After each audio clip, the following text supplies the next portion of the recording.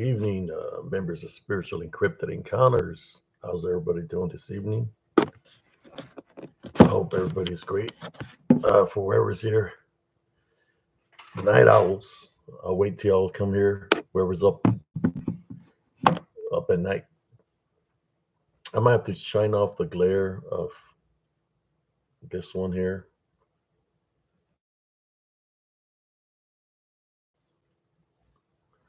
Good evening, members of Spiritual Encrypted Encounters. How's everybody doing this evening?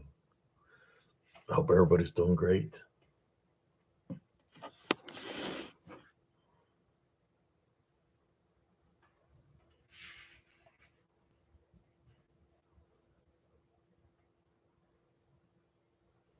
Hope everybody's doing great this evening. For those that tune in late night, I got my minerals lights on. I might have to turn off one light that's got the glare, which is this one here. Let me go and turn it off.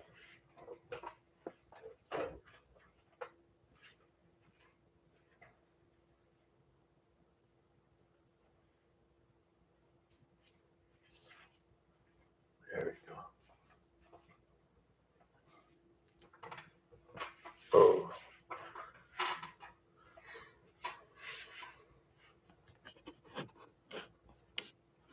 Yeah, turn up the light, the one that was closest to me, because the glare of the light bulb was shining through here on the left side. Let's see who's up late at night. All the night owls. Maybe I can turn on this light here.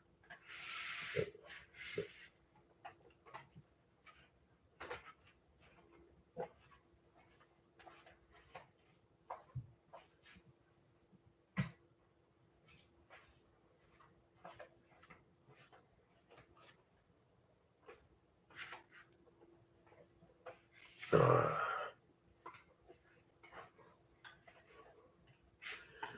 Let me see what time we got here. It's 2:04. I was gonna try to do this live fit earlier, uh, but I waited till 2. I was just relaxing. I don't see who's here tonight, but whoever's here tuning in, I want to say thank you for those that tune in daily, and also tomorrow, Sunday afternoon at 1300 hours, which is 1 in the afternoon.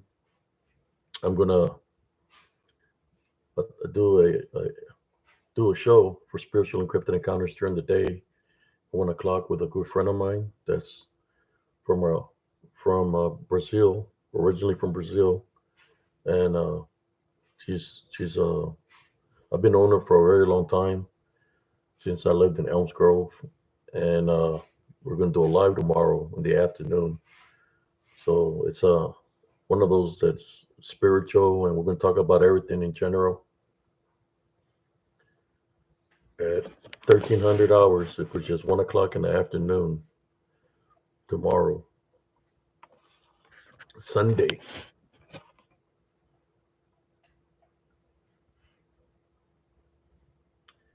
Yeah, I was thinking about doing a lot of other things. How you doing, Real MMA? How you doing? Good morning. Just decided to probably go probably maybe an hour. I don't know. Depends how many people show up. Uh, but I was thinking about mixing it up, doing live feeds during in the like late at night, plus during the day. That's another thing that I wanted to do to get the people that don't tune in at nighttime. I'm trying to reach out to everybody in general. So I would probably have to make videos during the day, which I have, like I said, tomorrow. One plan for tomorrow in the afternoon, like around 1 o'clock here on YouTube. Her name's Sister Ashka. Aska. She's from Brazil. How you doing, primo? Tomorrow in the afternoon, Sister Aska from Brazil, a good friend of mine, uh, she's gonna, we're gonna be doing the live together here on YouTube tomorrow in the afternoon. Uh, I've been knowing her since I used to live in Elms Grove. Uh, Even though she was on the other side of the world, sometimes when you're going through something, you cross paths with people, and the Lord places those people in your path for a reason. So she got to witness what I was going through there in Elms Grove. Uh, Even though she was pretty young, she was, you know, there. I believe the Heavenly Father placed her there to for me to maintain my love foundation. I was getting attacked in many ways. You know, maybe one day I'll say to what extent. The only thing I can tell you is spiritual and physical. When you're going through something like that, and it's the reason you get attacked like that is because it wants you to anger. It wants you to leave an opening.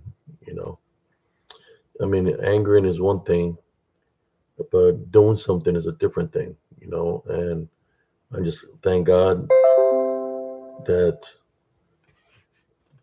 nothing happened.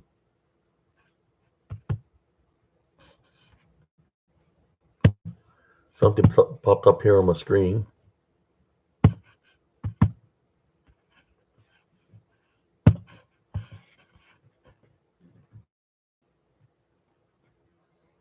Wait, one real quick. Yeah, I got rid of it. Yes, sometimes this unseen forces that place people in people that you love, man. They place them in front of you to agitate you, get you upset. But that's part of the spiritual balance. It's kind of like you're trying to figure out why are people acting like this towards me. Why are all these things happening? Um, but in saying that, you figure out what it's really about. Eventually, the struggles that you go through sometimes is just meant for you to go through it, for you to understand it, because it's your trials and tribulations of what you're going through. You're being tested to see what you're going to do. How you doing, Sister Maria? Nice to see you also. Um, and that's how it goes. I went through a lot. You know, it's kind of like this. Sometimes instead of you hurting others, like if there's negative energies or unclean spirits, demonic spirits, uh, trying to take control over you, trying to bond you and possess you, instead of what they want you to do is because they know what's within you. And if you maintain your love and you fight them with your love, then they want you to take yourself out of the equation. Because if what they're trying to do is not working spiritually, and you're maintaining your love foundation, you're using Jesus Christ, I'm binding and rebuking them through Jesus Christ, then the other step would be is for them to try to convince you to take your own life. That's what they do. Because if they had the opportunity to possess you, then they would eliminate you from out of the equation themselves. Because you wouldn't have no control over your body. That's why I always tell everybody, maintain your love foundation always, no matter what the situation. What I mean when I say no matter what the situation is, just like I was battling, the things that I was battling, things that I was seeing was like people wouldn't understand because I wasn't going through it. At the same time, I wouldn't bring that danger to anybody, my loved ones, or anybody, not even my worst enemy. So it's something that I had to go through, right? And I was fighting spiritually. I was fighting unseen forces that manifested to look like something, but they never attacked when they were in that form. When they attacked was when they were in disembodied form, unseen, you know, uh, in which, like I said, if you tell anybody, then all of a sudden people trying to have a, what do you call it, an intervention of some sort. They want to have an intervention of some sort because they're like, they see what you're going through some things, but they don't understand because they're not going through it. You know, only you know what you're going through, but you don't want to put nobody in danger that you love, whether it's brothers, sisters, friends, your next of kin. So sometimes what you go through is sometimes it's got to be you through Jesus Christ that has to fight the spiritual warfare. Um, I want to say thank you to all those that are tuning in. We got the real Meme, Jessica Carvajal, Primo, Sister Maria, uh, Brother Al. You know, there was times, brothers and sisters, and it's not that that's that I was thinking anything. How the DDN, the demon works. That's what I want to talk to you all about. The truth about all this, what they really are, is they try to cover all angles. The manifestation part, they're good at doing that, of which they can manifest into anything beastly. The reason they manifest into any something beastly is for the fear factor, because the fear factor will be a spiritual opening. So then, if the people are believing what they're seeing, that's another spiritual opening. Even though they might manifest to look like a dog man, a Bigfoot, a goat man, a troll, an alien, a fairy, an orb, right? If you're believing what you're seeing, then that's the opening that they use. And I'm talking about the truth about this. You know, I'm going to bring it up to y'all straight up because I went through the spiritual battle. I fight in them spiritually in Elms Grove, and I know what their capabilities are. When you go through battle, fight spiritually, you get to learn what they do. You get to know things about them because just like they were trying to overtake me. I was learning how to overcome them. So I know what they're about. You know, everything that I've said here in spiritual encrypted encounters from my very first time I said something here on YouTube or in positive spiritual encrypted encounters, positive spiritualist, uh, it's 100% true. You know, I have no reason to lie to nobody. I got my, you could say, my battle scars, my spiritual wounds, you know, where I fought against them. And I know one thing, that they're afraid of Jesus Christ, bottom line. No matter what beastly manifestation they took, they were afraid of Jesus Christ because whether I said the deliverance prayer or I'll say I type on your beacon in Jesus Christ's name, they will leave. They will disappear. Where if it was something that was real, that's in the flesh, it doesn't have that ability to disappear. It's because it was demonic, you know, in disembodied form. I just say it straight up here to y'all, brothers and sisters. Uh, I do not I do not believe uh, that Bigfoots are flesh or dogmen are flesh. And I know there's some hybrids out there that like coyote mixed with wolf. But the manifestations they take, and what I've witnessed and I've seen because I was fighting them spiritually, when I would type on a Rick in Jesus Christ name, they would just disappear. They would leave either a smell of sulfur or a pestilence, a smell, or a trace of black goo where they disappeared. Most likely went straight underneath the ground because that's what they do. They can come from underground. They can be inside a tree, into any object. They hide. That's how they hide, uh, and just wait to attack somebody spiritually, especially if they're not spiritual ready to come up against them. So it's kind of like they try to trick you, right, to to see what you're going to do. And it's not one, it's not two, it's not three. The things that I was facing was many. They came in numbers.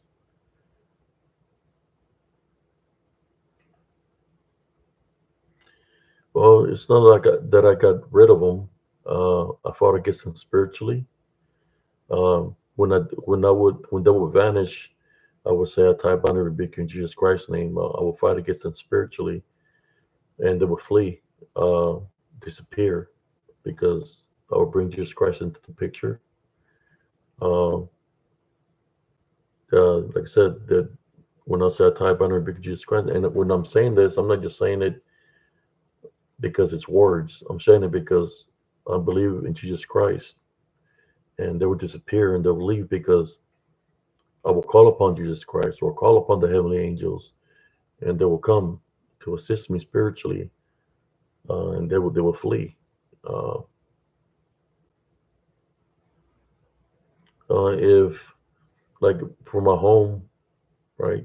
Because I always prayed, put anointing oil on me. I would pray daily, but in my home, I would uh, cleanse my home, protect my home by placing spiritually heavenly crosses on the windows, on the doorways, on the hallways, closets, anything with a passageway. I would do the same thing. I would pray, and I would take authority if there was any unclean spirits, shadow beings, and tell them to leave. And sometimes you could see them flee out of the house where they'd be hiding. You know, uh, but you always have to keep your home protected, protect yourself. Uh, it's like they knew that my home was protected, so what they would do is go around my home. For example, it could be like 3 in the morning. You could hear children. I could see through my window like children standing outside my window. They'll be laughing, but I know it wasn't children. I knew they were the demons. That they were trying to lure me to go outside, just like when they lure me to go into the woods. I was asleep. My sister woke me up when she heard the woman yelling for help. And then when I went outside, I heard her yelling for help too. So she's like, "Go help her." She was crying. My sister was crying, like go help her. It was, you know, because we lost somebody tragic in our family, which is my mother, to domestic violence. So she was crying like that. She was like, they're killing her. 'Cause the way she was screaming, you could hear that something bad was happening to her. We got Jessa here. How you doing? 2.0.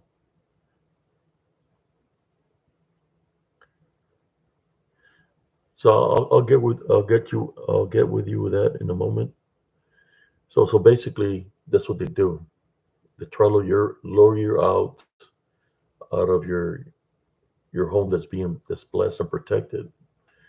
So I suggest to you that if you do go outside, what I would do, I'll go outside and go into prayer because I knew they were outside. You know, so I would even bless my yard. I would place salt, pure salt, around my home, on the doorways, so nothing will be able to come inside the home. So it's kind of like they will come and do that, or sometimes you could hear them running on top of the roof, where you could hear somebody running on top of the roof, bangings on the outside, uh, because they know they couldn't come inside. So they they would do that to make you think that somebody was outside banging on your walls, tapping on your windows. Sometimes you hear scratching sounds and stuff like that. Uh, so I would do the sign of the cross, grab my stuff, and I say, "Hey, I'm going to go outside and fight these things that are around here spiritually." So I'll go and pray, and when I would go pray. I had an EVP recorder, and you could hear where they were saying certain things, but I wasn't giving them power through belief. I would just say, welcome here. A tie binder, you can just create Jesus Christ's name. Leave. Welcome here.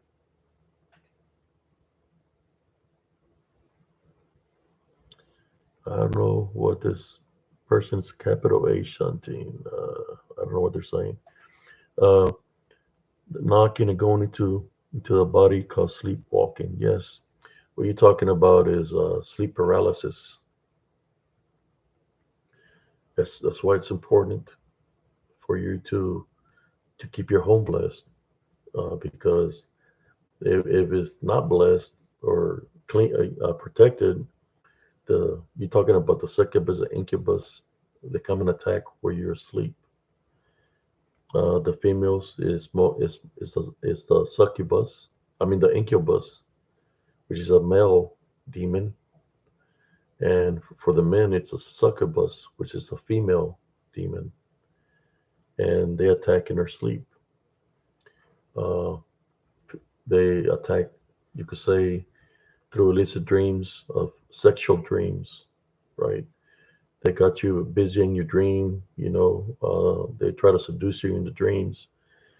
But when you're trapped in the dream state, what's really happening is the succubus and incubus, where you're stuck in the dream world, is attacking your body. For example, sometimes you'll wake up with scratches, bite marks, hickey-like marks, and some of those marks could appear where your privates are, because that's what they do. Yeah, they attack they try to suck your energy. In which when people sleepwalk, uh, it's not really that it's them sleepwalking. It's that the succubus and incubus has control of your body momentarily, like a possession, in which you can wake up in the middle of the living room. You can wake up in a different location at the park. By the time you're there, you wake up, you're like, how the hell did I get here? It's like, how did I open the door, walk out of my door? How did I get here? It's because it had control of your vessel, which is your body. That's why it's important to pray at nighttime before you go to sleep. To the sign of the cross, put some anointing oil on you, so like that your vessel is protected while you sleep. It's important.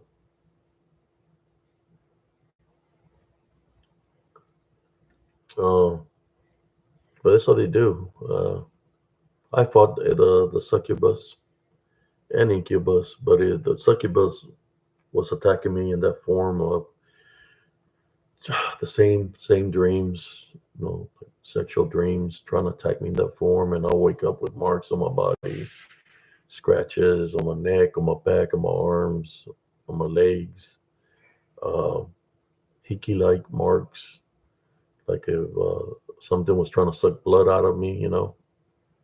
Uh, uh, the encounter I had with the succubus is I prayed to the Heavenly Father to train me spiritually with that when I'm in the sleep paralysis, that for Him to give me the ability to be able to move a finger, move fingers, move my arm, move my leg.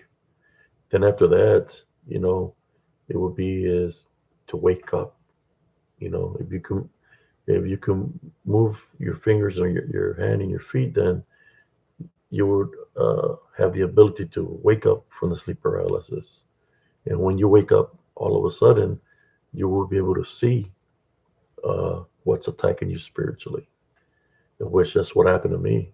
I trained my spirit, when I was fighting spiritually against the succubus, until one day I already knew I prepared myself spiritually that if I woke up like that and I was back in my room where I was laying down, and if the succubus or incubus or whatever was around me, that I was going to tie, bind, and rebuke it in Jesus Christ's name. And that's what happened.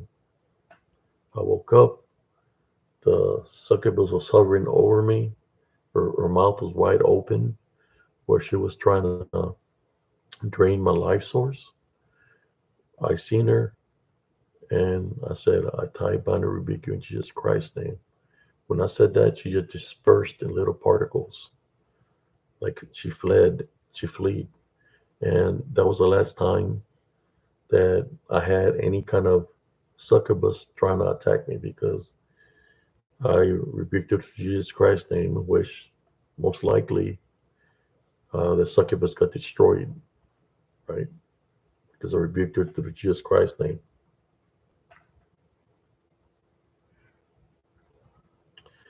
Uh,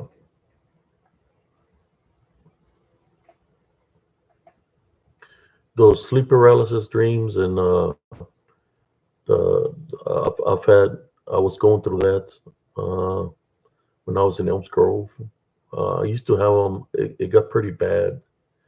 Like I said, I was waking up with marks on my body and looked like hickeys and even like in between my thigh area, bite marks, in which I know was my body was being attacked by something when I was asleep, and it was happening when I was asleep, right? When I was my body was being attacked.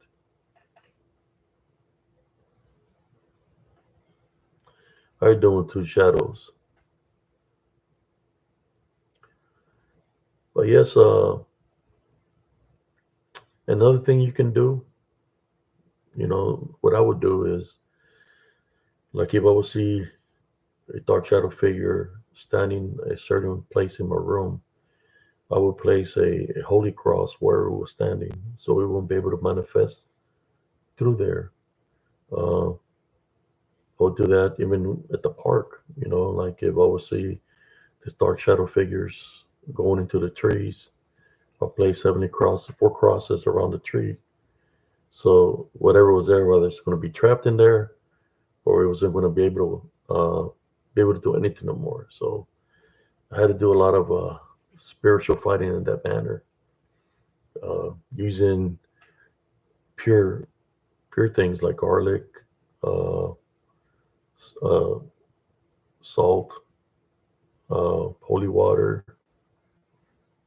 I would mix up things, ingredients like that, to fight spiritually. It's like you also be doing life right here. When I used to live in Elms Grove, I'll be fighting spiritually at nighttime in Elms Grove, all throughout the night. And the little bit of rest that I get, I would get it during the day. But even like that, during the day there will be activity also. I used to live by the woods, the creek. That was where I used to live. Uh, it was a mobile home park, and they had a park within the park, and I lived near the woods, near the creek, where all this activity was happening. Um, I found out later on after I did This Was the Haunted season 3, episode 2. It's called Something Is Out There. If you haven't checked it out, uh, there's some people that area where I used to live that it was native Indian burial ground. That's why there was so much activity there. And I have a gift of seeing things spiritually, so all the things that I was seeing, it was just natural to me. It's kind of like they know those spirits, whether they're spirits or unclean spirits, demonic, they know I have that ability. So they show themselves to me, through spiritual law. They have to identify themselves. So I ran into a lot of things there. Mm, this demonic, I call them disembodied demonic Nephilim. Uh, I've seen them manifest in different forms, uh, like a werewolf. Seen them to manifest into a big old dark shadow figure, looked like a Bigfoot that was like at least 13 foot tall, very wide. I've seen it manifest into what seemed to be some kind of cat-like being from the face, probably like I would say 6'5", 6'7" tall, and he had black dots. And they have the ability to, when they manifest, that they could actually uh, break branches. You could hear them going through the branches because you know it's a temporary manifestation, but uh, they can make contact with branches. You could hear them running in water. They have the ability to pick up objects like rocks, move objects, or they're in a temporary manifestation. But even like that, whether they're manifesting that way or they're in a disembodied form, the manifestation is just an appearance that they take, but they're still in disembodied form.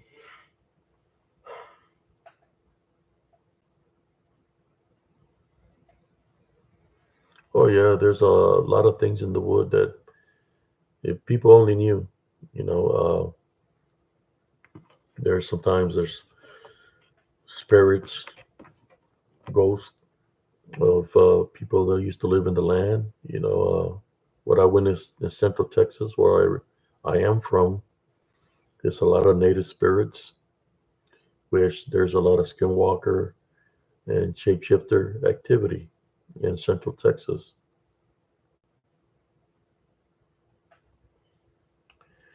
Uh, I don't consider dogmen is something that the name I know them as lycanthrope and werewolves.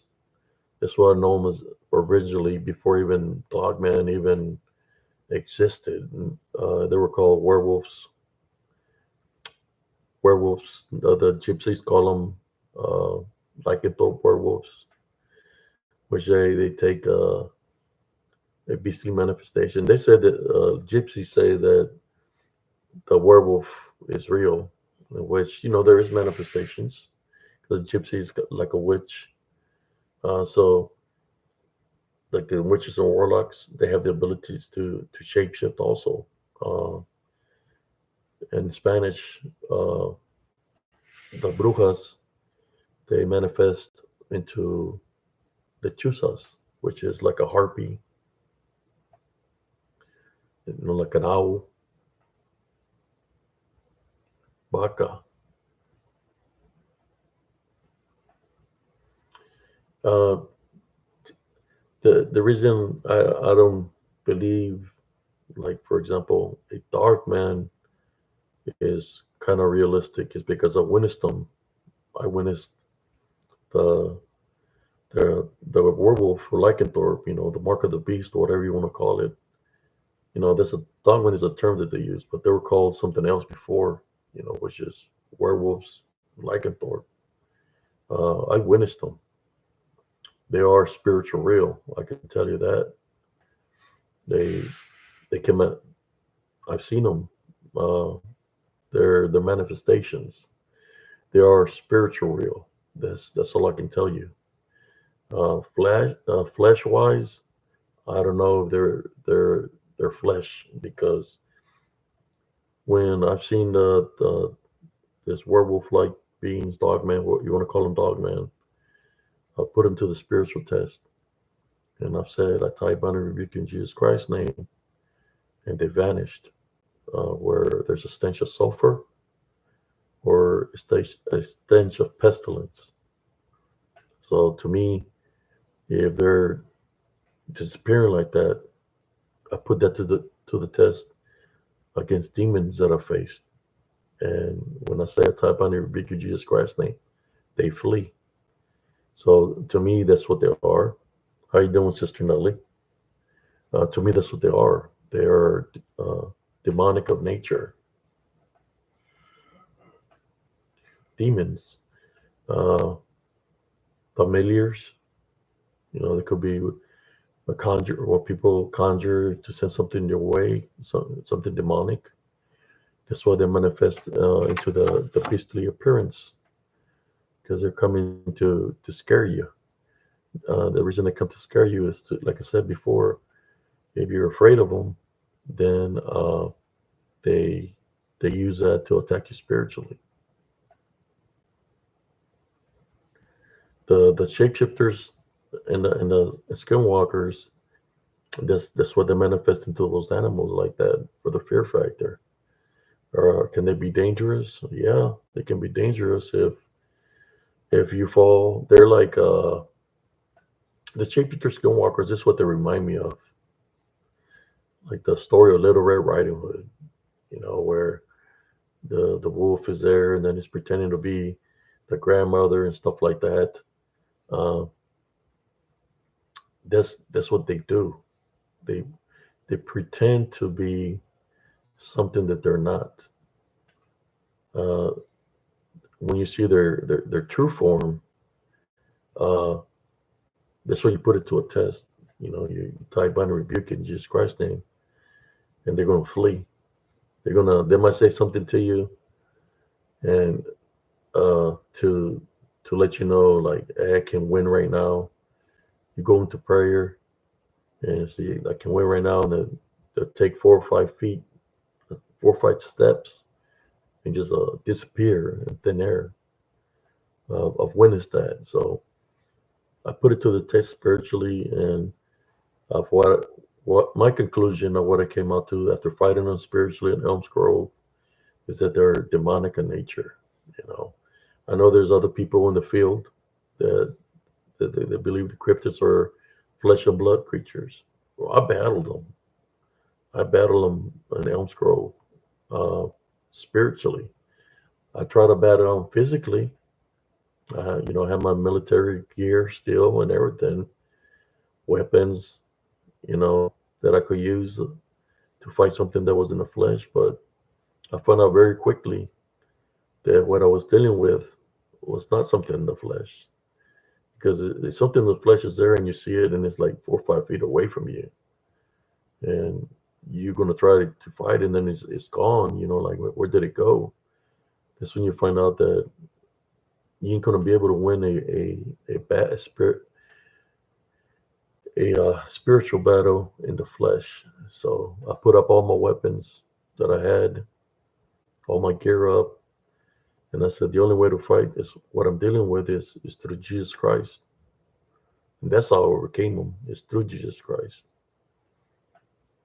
Now I see people that have weapons and machetes and swords and all kinds of things. You're gonna be the only thing I can tell about, and they probably know that I'm saying the truth is they're going to be swinging at air, because they're not gonna be able to kill something that's in spirit. I mean, that's just the God honest truth.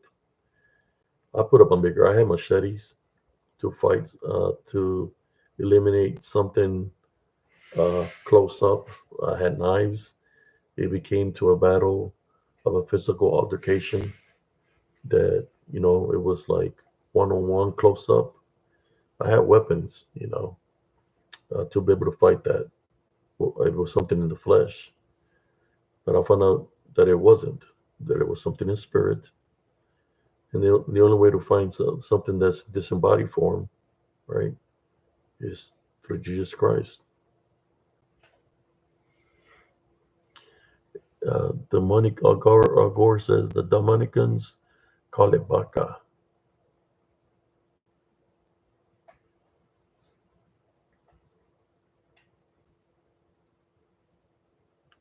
Exactly. You'll be you'll be missing your target.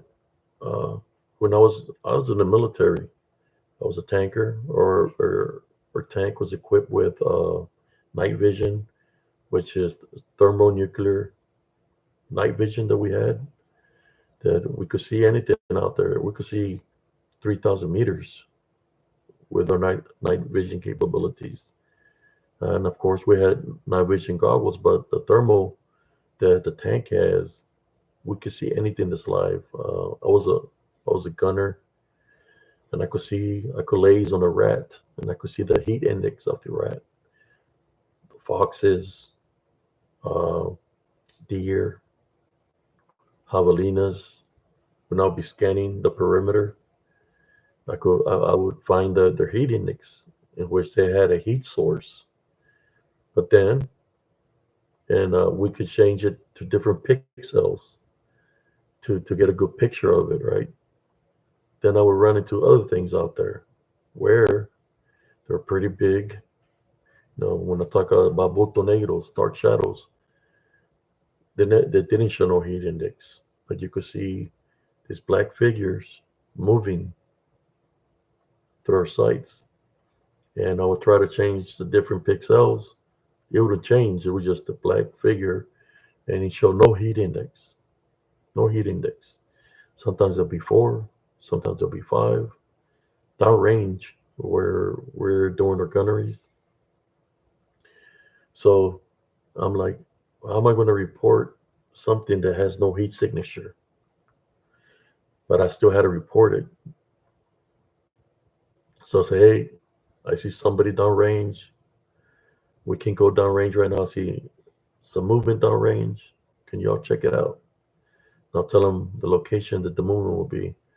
I'm seeing like what seems to be 4 or 5 figures downrange. And like I said, I've always been able to see things spiritually. They go down there, range control, they call a ceasefire. They go down range to investigate. They come back and they're like, hey, there's nothing down there. But, you know, like if you would see, if you would get the night vision on the dark shadow figures or when they manifest into the dogman of Bigfoot, you will not get a heat signature because they're in disembodied form. They have no heat signature. I was in the United States Army. I'm a 19 kilo. No, this is a real live right here. My name is Abe Cias. I was telling everybody that tomorrow, Sunday afternoon at 1 o'clock, I'm going to have a special guest on. I'm going to go live during the day. A good friend of mine named Sister Oscar from Brazil. She resides in Portugal, and I'm going to have her live here tomorrow. She's a good friend, and she witnessed the things that I was going through in Elms Grove because we talk, and she seen what I was going through. So I'm going to have her on tomorrow in the afternoon at 1 o'clock. If y'all want to check it out.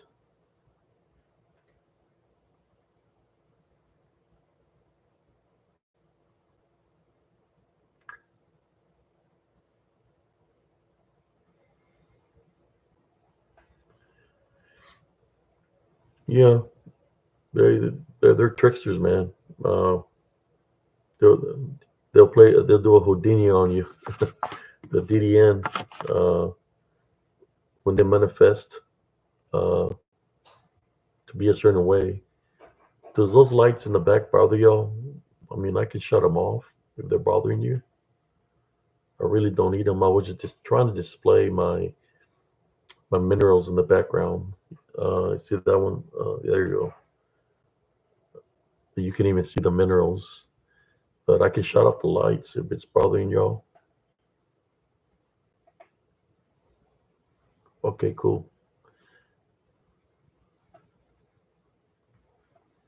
Yeah, I'm just bringing the spiritual truth, man. I was in the military 10 years. So I was in Operation Desert Storm. I was in the Battle of Medina Ridge, which was the biggest tank battle out there. So I witnessed a lot of things while I was in combat. Uh, in that foreign country, I witnessed what people call the DDN, which to me it acts the same way as a disembodied demonic Nephilim, which is demonic in nature, the same capabilities.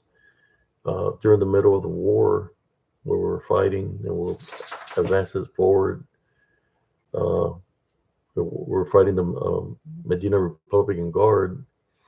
There was people that had white flags that were surrendering, and the Djinn, I could see it in the air. There was a lot of smoke, but I could see the Djinn. I could see the smoke, but I could see the it's kind of like disembodied form, which is like a dark shadow of the Djinn floating in the air. And then the people that had the white flags, which means surrender, that they're giving up. They're waiting for people just to they're giving up so they become POWs. The DDN didn't want to wasn't having that.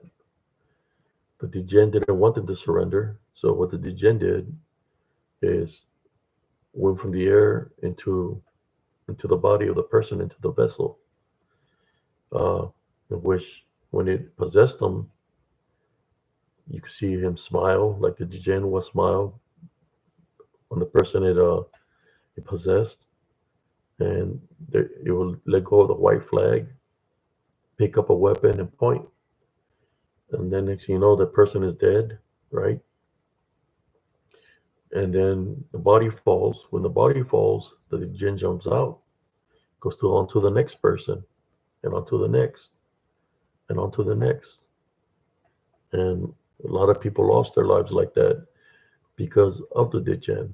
I guess the spiritual opening their head, because the battle was ferocious, was fear.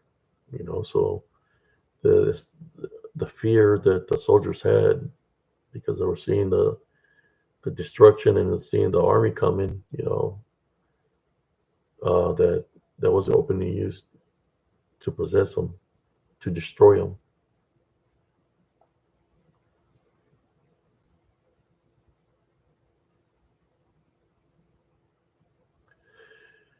Yeah, they're demonic in nature, just like they're demons, just like the DDN that I call the Disibaric demonic Nephilim. I believe they're all of the same nature.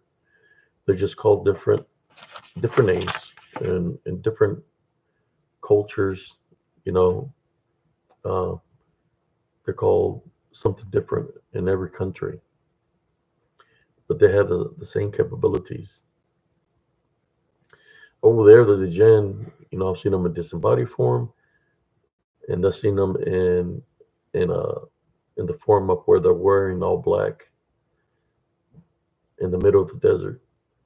We had this pit where it had burned trash during the day, and at nighttime, I would see the Djinn. They'll be like 10 strong. They're like 9 foot, 10 foot tall, and they're standing around the fire, right? And you can tell they're there because it's not through the night vision. When they have the sevens on, I could see the flame of the heat of where the fire was there, but then I could see the silhouettes of the dark shadow figures that are around the fire. Then the only way you can see is through night vision at nighttime in the desert. You can't see with the naked eye because it's like pitch dark. Yeah, it's the same thing. They're called different names in different cultures. Uh, they guess they're throughout the history. People name them certain things, but they all have. When I fought them out there, I would go into prayer, just like I would fight in Elms Grove, and try my best to, how should I say, maintain my faith, because they would come in numbers over there. There was always also spirits of the dead Iraqi soldiers that were out there also. So seeing the Djinn plus spirits of soldiers that passed away, I'm thinking I'm going to shut. I don't know if I should shut that light because I see like a little glare here. So I'm just going to try to limit it like this so the glare won't come up.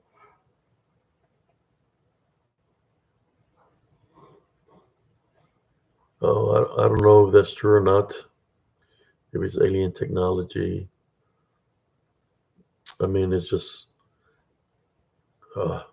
like if from the 50s to right now, it's a short period of time, and we've advanced so much. I remember people talking through landlines, and then from landlines, I went to those phones that we had phone booths where you could call 1-800 or put a quarter, 50 cents, and talk to somebody. Those like sticks that they don't even exist no more now. Everybody has cell phones, so is the cell phones alien technology? Is the laptop I'm using alien technology? The television alien technology? Radios alien technology? I'm just uh, is is the brain growing more than before? Where maybe back in the day the brain was only a certain way, but now as we're all getting further in life and is dealing with more about the balance that people are awakening and they're able to use their brain even more. You know,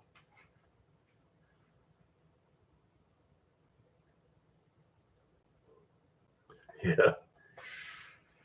I used to, man, those calls when you call long distance, they charge you an arm and a leg. AT&T was making a killing then. I was always kind of like tripped out with those because sometimes when you're on those calls, you could if it felt like the operator was listening to your conversation. Like you could hear somebody else besides the person you're talking to listening to your conversation. Or when the phone would ring and you pick up and there's nobody there, you're like, whoa, you know, I don't know. Yeah, they don't exist no more. You figure that one out. They took them out. They took out all that. Just like uh, Blockbuster doesn't exist, Hollywood Videos doesn't exist. Soon the red box is not going to exist no more. A lot of things are not existing. We're depending too much in technology. It's kind of like man is depending too much in technology. Uh, but this spiritual warfare, we have to fight through Jesus Christ.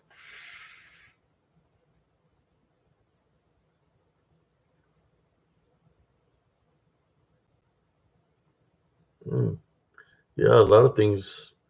I wouldn't be surprised that sooner or later the movies are not going to exist anymore. They're going to have a certain technology. It's kind of like when I left Germany in 90. It's like my friends are like, hey, how am I going to get a hold of you, man? I didn't have no phone number or nothing at that time. That at those times they didn't have no cell phones or anything.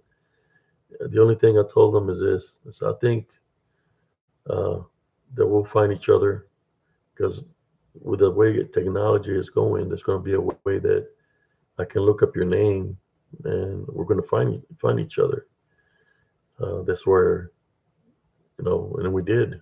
Uh, Before Facebook, they had this other one. I can't remember the name of it, but those little things like that that they created like for families, right, to keep in contact. Well, I found my friend through Facebook, and I found another friend through LinkedIn. Then I had some friends find me also uh, through Facebook. Yeah, MySpace. That's it. MySpace. I I ain't know nothing about no MySpace. Like, hey, give me MySpace, damn it, and leave me alone. I want MySpace. That's crazy, no?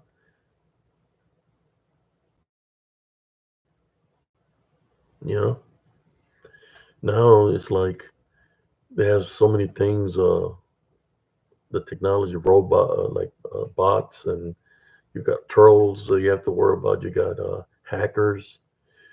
It's like I don't even feel like playing video games anymore because they got them hackers on there. That they be cheating on the video games. I haven't played video games in about a while now. Even though I got the systems, I haven't played. When I was playing 360, my account had my thing I got in. the hackers hacked my Wi-Fi, and oh yeah, my Wi-Fi, that they blocked it, so I wouldn't be able to play.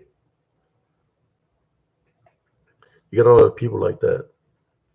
Then some of the hackers or some of the trolls, or should I say the swamp swamp voodoo, some swamp voodoo guys sent somebody to friend me when I would play video games.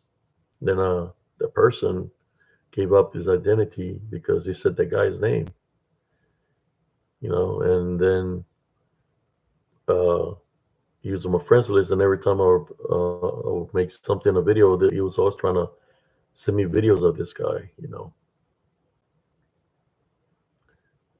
It's kind of like just to mess with me. So every time he would say, "Hey, you want to play a game? You want to play a video? Let's play." I wouldn't because I don't want to mess with try to hack my Wi-Fi or try to do something to me through in that manner.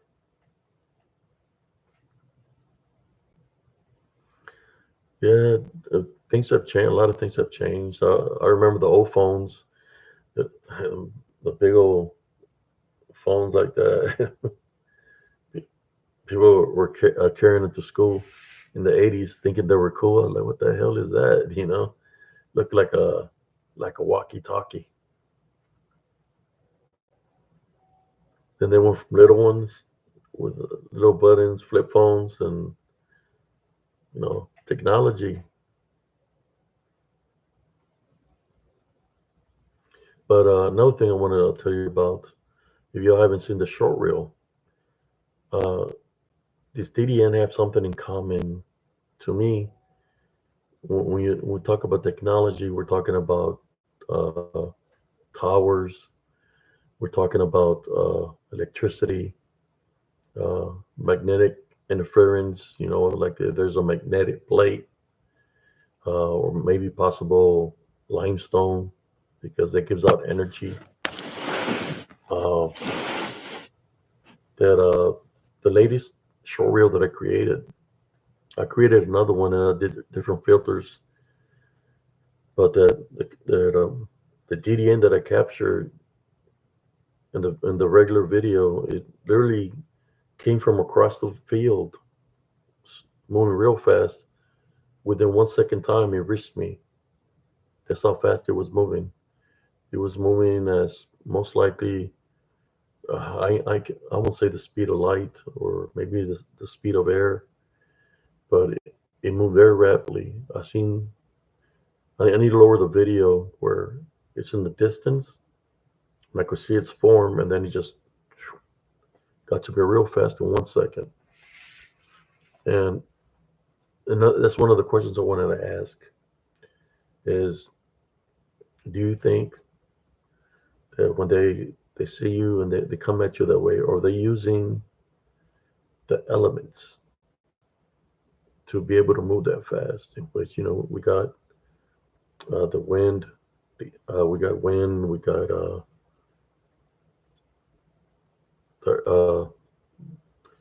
like the land, the water. Are they using the elements to how should I say,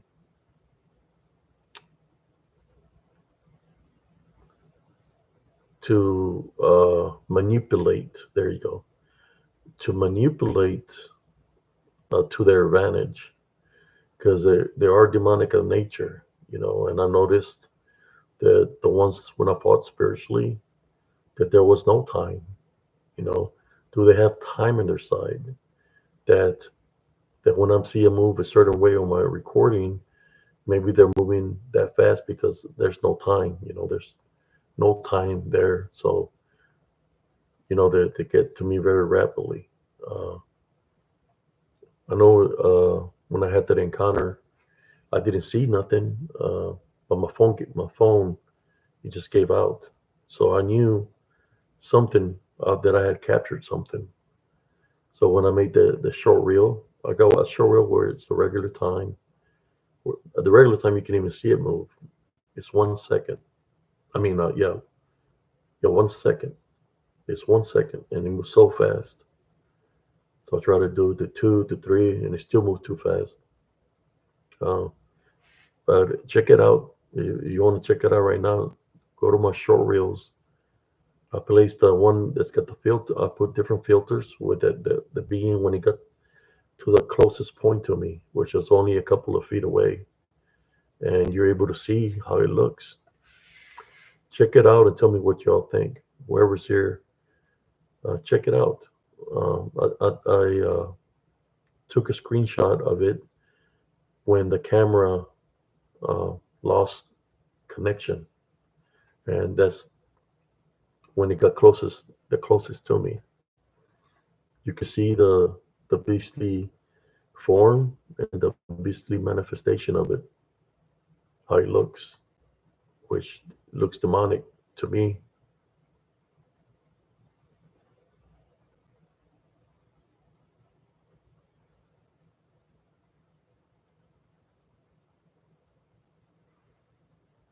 Keyboard warrior. I think I answered the question earlier. Somebody was here. Uh, I believe that they're manifestations, demonic manifestations, uh, gypsies. The gypsies will tell you that the werewolf, well, that's a dog man, werewolf, lycan lycanthrope exist. But if you know, gypsy is a devil with witchcraft and necromancy. So which would mean that the werewolf lycanthrope that they're talking about exist spiritually. Which what I mean by that is demonic in nature. They're able to manifest temporarily, but they're not. She said that they're real. Uh, the only thing I know about her is that it was I was in Germany. It was I was talking to a young female that was like around my age. She invited me to her house, lay down by her bed where she was right there with me. I went to sleep because I was tired. I drank a little bit too much.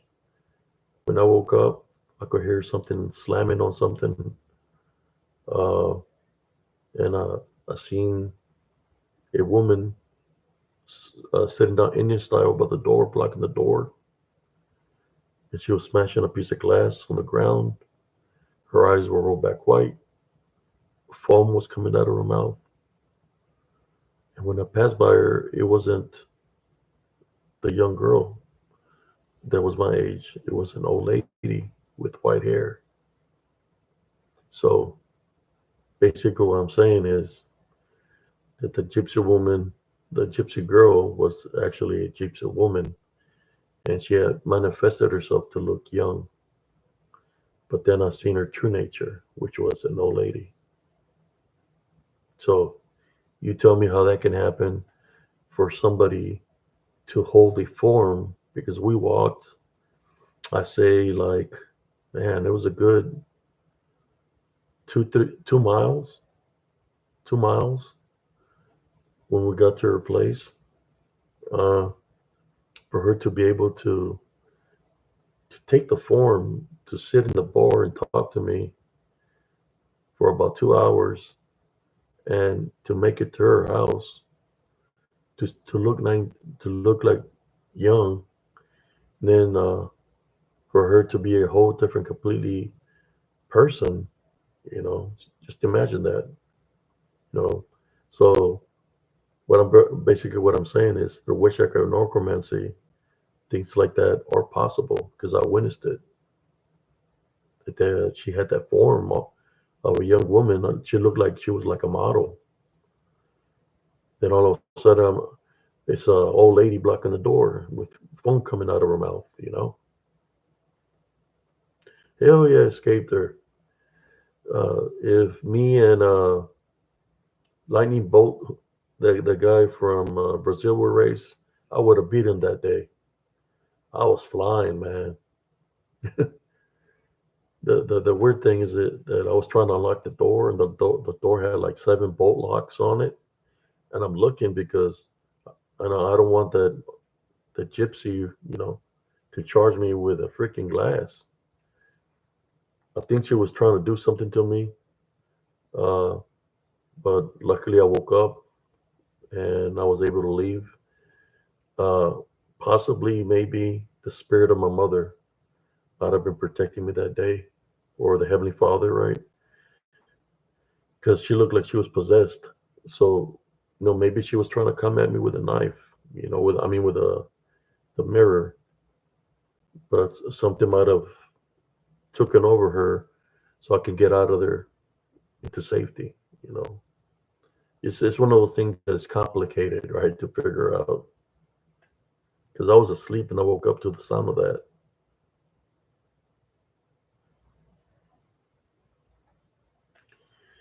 Well, that's what it is, a werewolf, man. A manifestation of a werewolf. I was able to unlock the door and I ran for about, man, I ran almost, I was a mile away from the billets. I flew. I flew, man. I was flying. I kept on looking back. Kept on looking back, make sure she wasn't coming at me through the air. You figure, like, I was like, what the hell is this? What this old lady doing here? What happened to? Well, then I figured it out. But I flew, man. I was running. I was running fast. At that time, I was weighing like 155 pounds, so I was flying. I flew so fast, man. Ran so fast that I jumped the wall, and the wall was like 14 foot tall. I jumped that sucker. I was like freaked out, like what I was witnessing. I mean, it could have been a spiritual battle for me to overcome, but I had been drinking, so that's a spiritual opening, right? That's why it's kind of one of the reasons I don't drink too much, uh, uh, because I don't want to be in a situation like that or get caught up in a situation where I have to fight spiritually, but I'm not prepared to fight spiritually.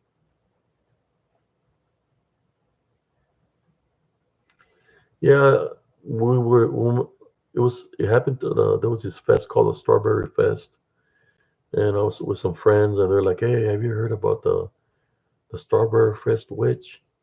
And I was like, "No, I never heard of the Strawberry Fest witch." Say, "Hey, we want to show you. They got a statue of her right here." So when they showed me the statue of the Strawberry Fest witch, it looked like that old lady that was in that house, the same face and everything. It looked like the old lady. The statue of the Strawberry Fest witch. It was the same face of the old lady that was inside, the old hag, should I say. I guess she had bad intentions towards me, but I was protected by a higher power.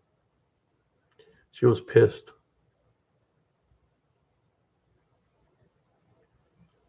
Yeah, I was 19 years old when that happened to me there. The town was called Erlangen, Erlangen, Germany. That's where my base was. My base was Paris Barracks. That's what it was called. Or, yeah, Ferris Barracks.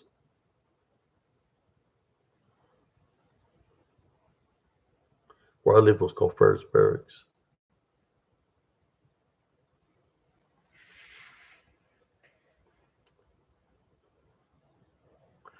But it was not the grandma because it was just an apartment.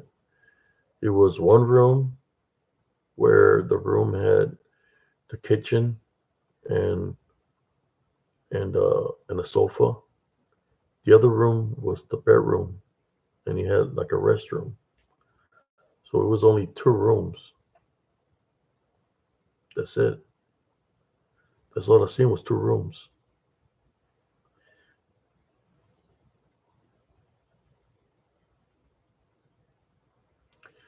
Uh, she was sitting Indian style with her legs crossed, blocking the door.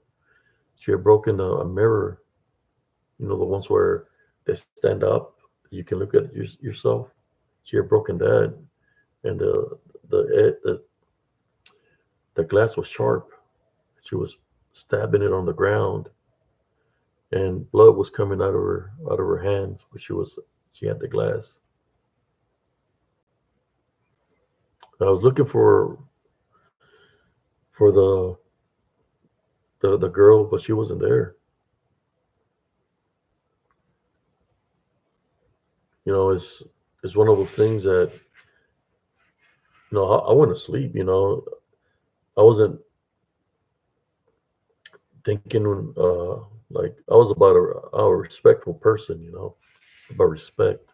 I was just happy that I'm in a foreign country, and I'm a respectful person, so it's kind of like I was just happy that they gave me the hospitality, right? Since I was a foreigner, to let me spend a day at their home, you know, to spend the night, which was pretty cool to me since I was a foreigner. But I had other friends that were German that owned an apartment complex, and I was like the chaperone, and we would go to the clubs and everything. And at the end of the night, uh, past 2 o'clock, we'll go back to their apartment complex. In the basement, they had a bar. We'd be drinking till like 3, 4 in the morning, sometimes 5 in the morning. And then they have a room set up for me where I'll go crash out. It was all about respect.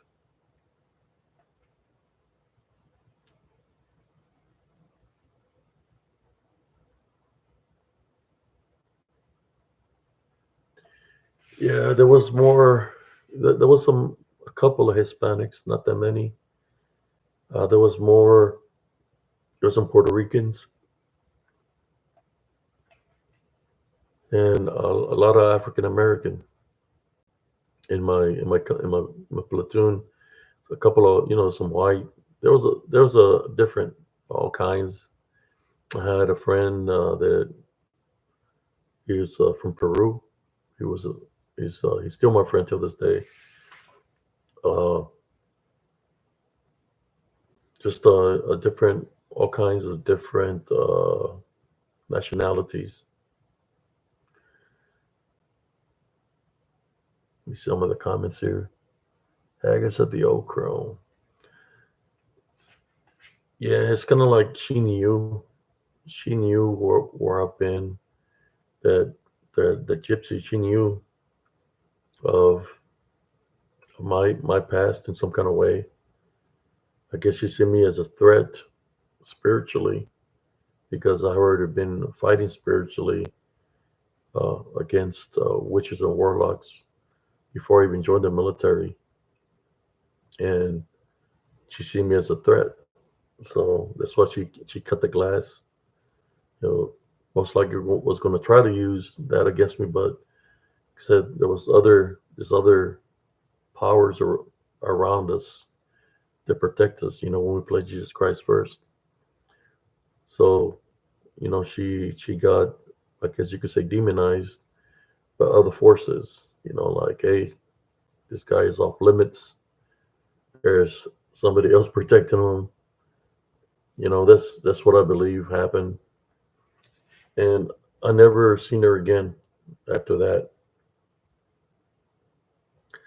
I would go to see, maybe I would find the young girl again, but I should have known. I should have known spiritually that it was too good to be true. Like, why would this beautiful woman that looks like a model want to be talking to me?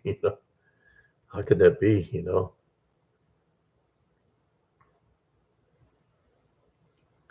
Yeah.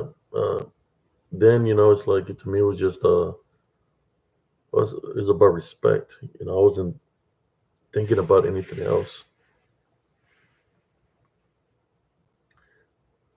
Yeah. I'll give you an example of that. Here in Harker Heights, there was a. It was already there. I was at the bar, They were closing down the bar, and there was this lady. She said, "Hey, you want to go eat some menudo, which is a Spanish stew?" I said, "We're having some menudo right now at my house. You can come over, you know." So I followed her to her house, and there was people there, and I sat down in the end table, and all the people there were nothing but women, right? So they're all sitting down at this long table, and she's sitting on the other side of the table. And as I'm fixing to eat the menudo, the stew, they hit the table. She said, "Order, order," and they're like, she started asking the females questions like, "Hey, did you do the wrongdoing to this family's son? Did you do?" And then go to another person. Did you do the wrongdoing to this family's daughter? And they're talking about the spells, the witchcraft, and necromancy of what they were doing to people.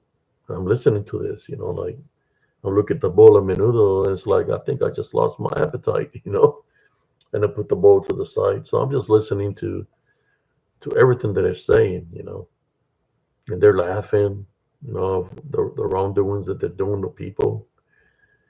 And then I hit the table with my little spoon, and they look at me and say, "Can I ask you all a question?" And they're like, "Oh, sure." I said, "All the things that you're doing is wrong to people.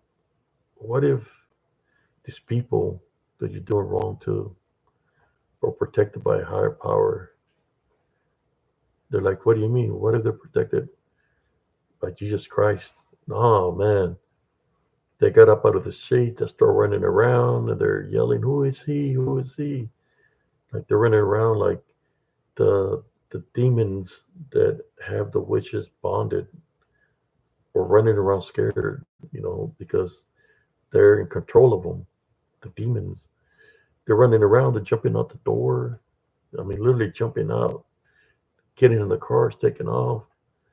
And I was like, if I knew if family matters, I would have said, "Did I do that?" I just said, "Well, what just happened?" I just asked a simple question.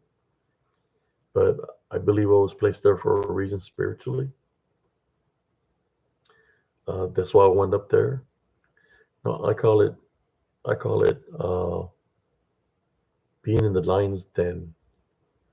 I've been in the lion's den numerous times in that manner and the manner of fighting spiritually. So it's nothing new to me. Yeah, the demons, most witches, if for those to know, those that have sold their souls and into the dark arts, they have some kind of deal with the demons that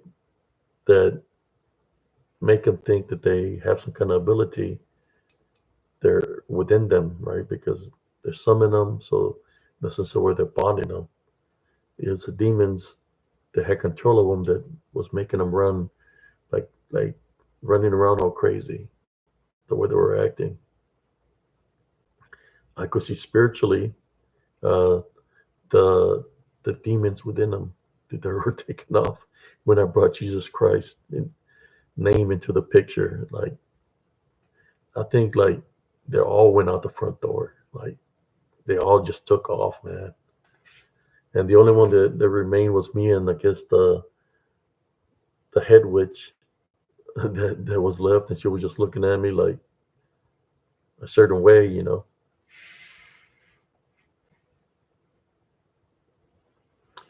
Yeah, it's good for the hangover, but man, I'm glad I didn't need it.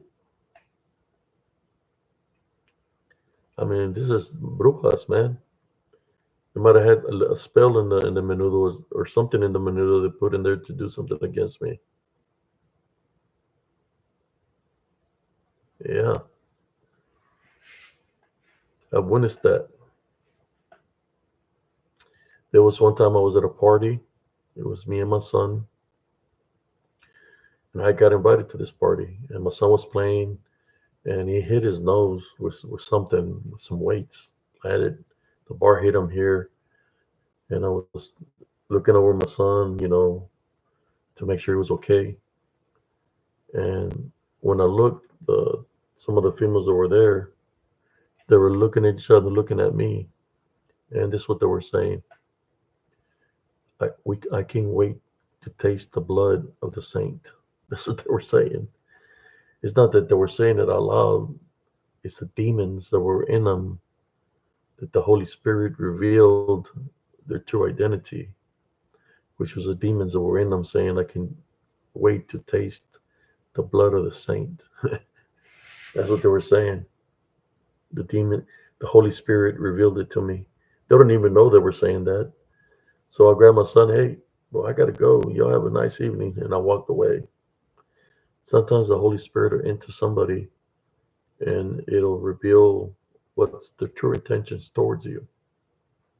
This happens to me all the time.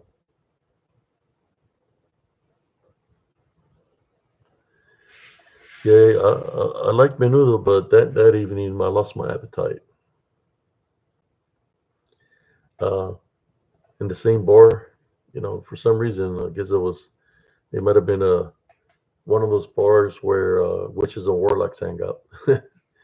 And uh, the reason I say that is because I had another encounter in the same bar. I had several encounters there. There was one time I was there, I was sick, and somebody tapped me on my shoulder. I turned around, it was an old lady, and she said, "Dance with me." And I said, "I can't. I'm feeling sick. If I feel better later on, I'll dance with you." So I turn around. My sisters are there, and then she taps on me on my shoulder, and she says, "Dance with me now." I said, "Ma'am, I already told you I don't feel like dancing." Then she started cussing at me, and my sister B, she starts telling her, "Hey, leave her alone. He's being nice to you. Why are you cussing at him like that?" And my sister was ready to swing at her, because she was cussing at me real ugly. And then she starts laughing, the old lady, and she looks at the girl she's with. She was with like six females, and they're all dressed in black. "Tell them, girls." She said, "Tell them who I am." And they were all saying this at the same time. La gran bruja, la gran bruja, which means a grand witch. She said she was a grand witch of that area in Central Texas. And I told her, I said, "Look, ma'am, with all due respect, uh, I don't care if you're even the Wicked Witch of the West. I'm still not going to dance with you." She said, "Dance with me right now or else." And I said, "Look, I've seen people like you come and go in my life, all throughout my life. The only thing I got to say to you is this, that I'm protected of Jesus Christ, and whatever you try to do, it will go back to you seven times fold. So please, if you value your life, please don't do anything." She started laughing at me. She goes over there with those girls and they start chanting something. And they're all looking at me. So I'll start praying and fighting spiritually against them, even though I was sick. A week passes by and I go back to the bar because it's the bar we'll go shoot pool. We have pool tournaments. And some of the girls that were with that old lady, they're all scared of me and they're running, running backwards, trying to dodge me. The demons that are in them, I guess. I found out that old lady, that evening that they tried to come up against it spiritually, that she died of a brain aneurysm that evening because there was something bad towards me. And the females that were praying with her, all of them got cancer. But that's not upon me. It's the Heavenly Father uh, handles, protects us, right? He's our avenger, our protector, right? I'm not going to say avenger, or protector. So he handles the threats accordingly. But that old woman died of a brain aneurysm that night.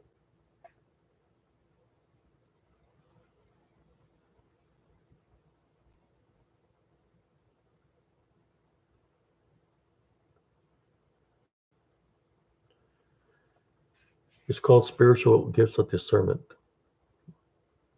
I can see things spiritually. I've been able to see things spiritually all my life since I was a kid. My life as a kid was not an ordinary life.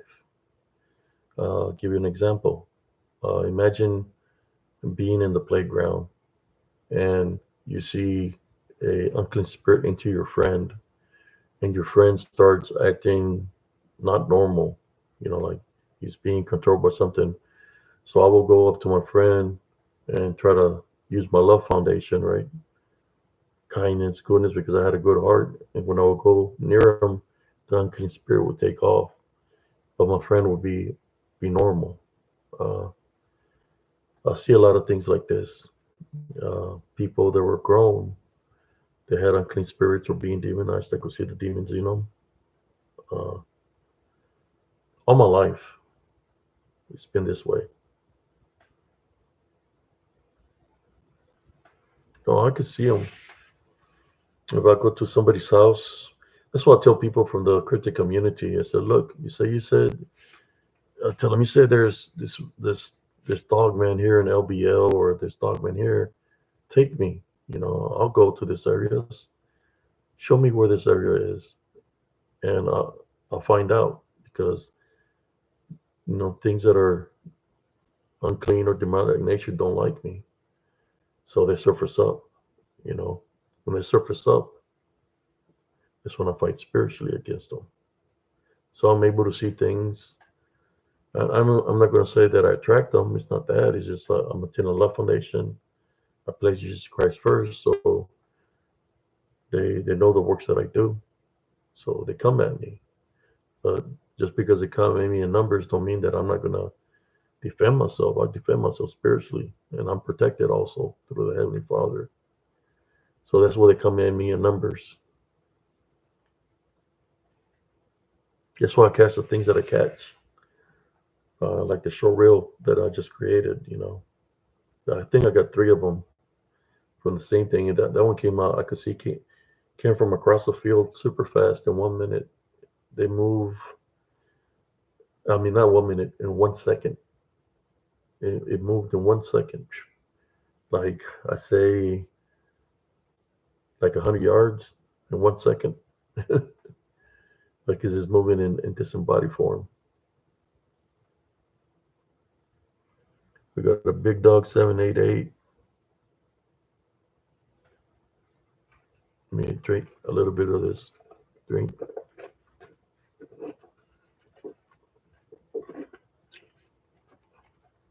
There was another time in the same bar.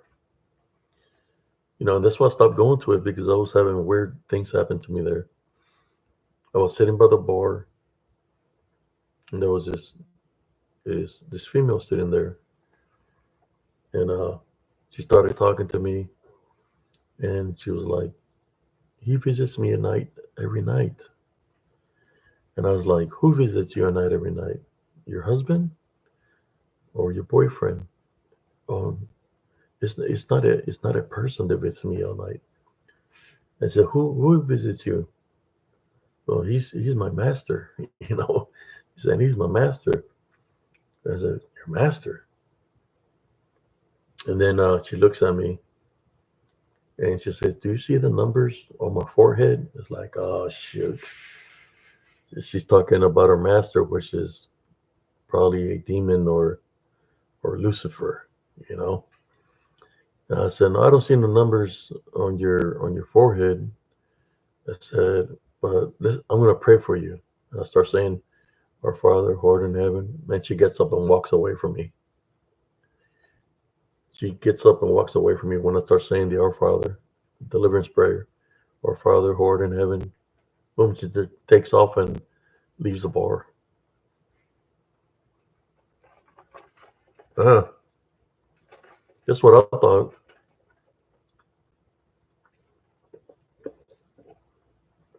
She had I guess you could say she was the bruja, and the number she was talking about, 666 on her forehead, and she's talking about her master coming through her window, visiting them at nighttime.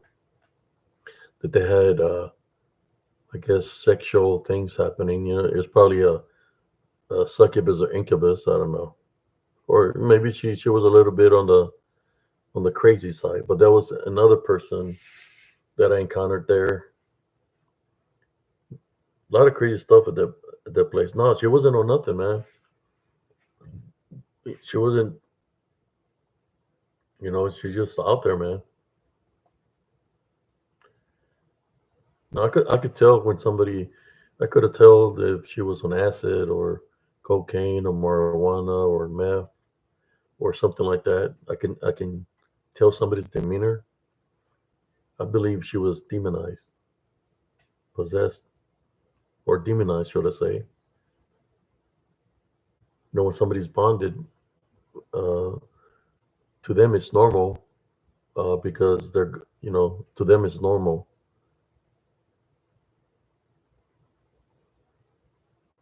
But yeah, there's spirits of drugs, there's spirits of pornography, there's spirits of this unclean spirit, demonic spirits. I have a friend that would always talk about this, and his name is I call him Brother Steve.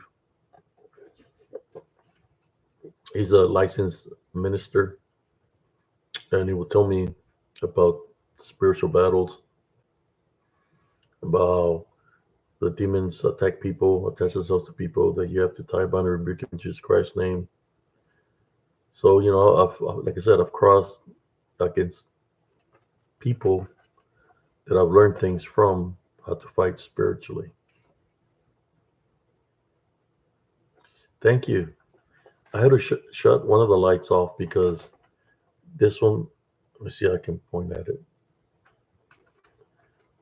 Oh, man, that, oh, that one right there, it had a glare, so I shut it off. I have minerals there. It's full of minerals. And right here, this one in front of me has a lot of minerals too. I had to take a break from the outside because the mosquitoes were, when we talk about vampires and succubus and incubus, man, them mosquitoes were tearing me up outside. The one time I made the video outside this week, it tore me up. I woke up in the morning, I was itching all over.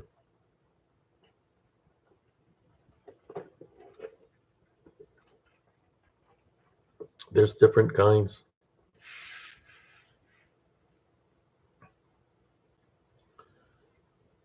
And I noticed one thing, that some of these trolls that were popping up here, they haven't been coming here no more.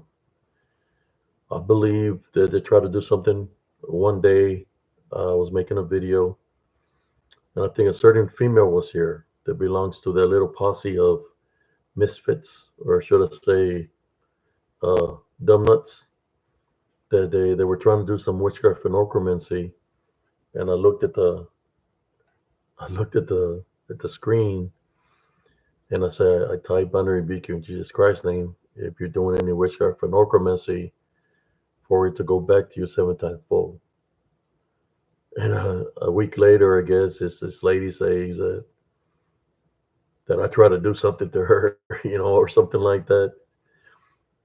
Isn't that I do nothing to her? Is that whatever she was trying to do spiritually against me, it backfired, and it went 7 times fold. I believe her words were, he tried to kill me when I didn't do nothing to her. The only thing is I prayed against anybody trying to do anything negative towards me. That's what normally happens. Yeah, she was said somebody that I try to kill her just because I prayed, and I said, for if anybody's trying to do witchcraft or necromancy, for it to go 7 times fold. I don't know if a tornado tried to pick her up. Yeah, I think they had tornado issues over there. I don't know what happened. I haven't heard from them ever since those tornadoes were happening in OKC. I'm telling you, the Heavenly Father, protects His children. Now, I don't wish bad towards nobody. The thing is, when people wish bad towards you, and you don't accept the negativity, you deflect it, it goes back to the sender.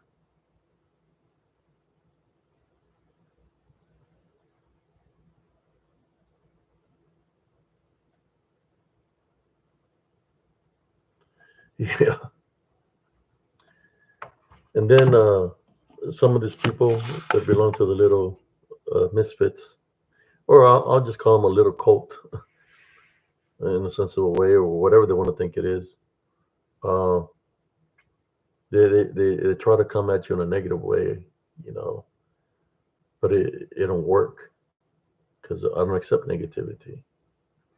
They talk stuff about me, about other friends of mine, but it don't work. They can say they're the just like that Gran Bruja and the Grand Wizard. They could say they're Grand Wizard. I don't care. I know Jesus Christ protects me. You know, they can portray portray to be themselves. However, I have Jesus Christ. I'm not worried about them. I just seen them come and go like the seasons come and go. I see them come and go out of my life because I place Jesus Christ first always. How you doing, Delina, Eve? How you doing? I'm just letting you know that I've seen this. You know, when I was a kid, I would have those encounters with the brujas because they had a vendetta against me because my brother got healed by curandera, and I was with a curandera in Mexico for a while. I can remember how long till I finally came back to the States. You know, I was like three. I don't know if it was 4 years old when I came. I was gone for a while. Uh, they had a vendetta against me because uh, the grand witch that was in charge of them, there were dark witches. She was the one that did the maldad, the wrongdoing to my brother. So the curandera, you know, we prayed to go back to the sender.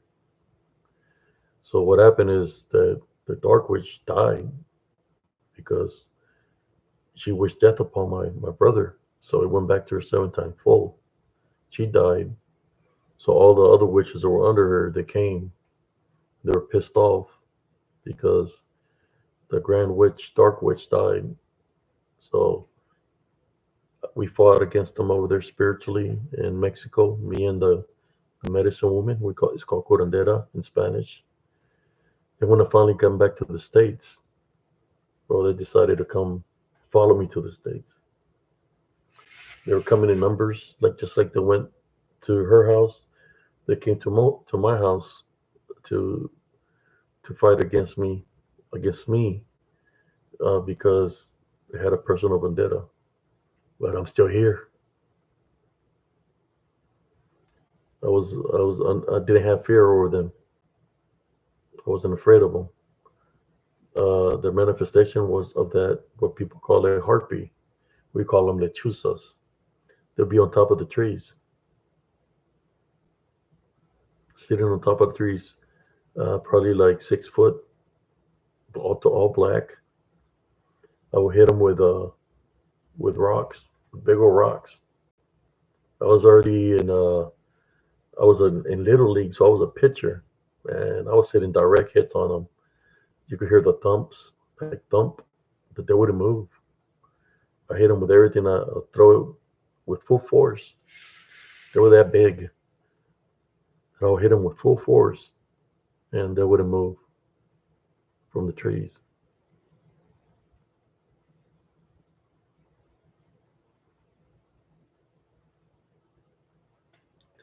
Oh yeah, the day I was, I've made some videos outside, and I see them all the time in the backyard where they're running around, or I seen a white owl, white lechuza, peek around the tree. It was looking at me.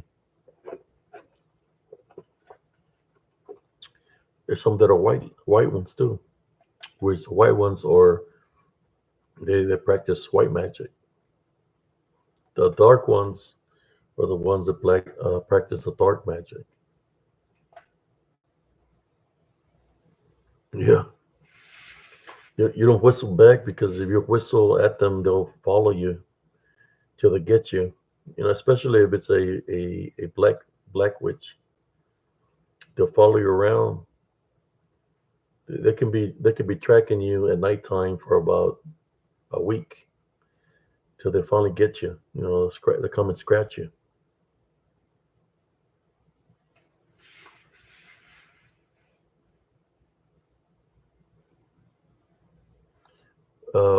The calipote, what's that? Al Gore. I think I've heard of the telecote. Maybe that's the same thing. Uh, which is like a form of I don't know. There's one that will say tecote or something like that. But yeah, I've seen the lechuzas. I know, it's like when I say lechuzas, brujas, or witches, there's some people that are on my friends list that, they consider themselves witches and stuff like that.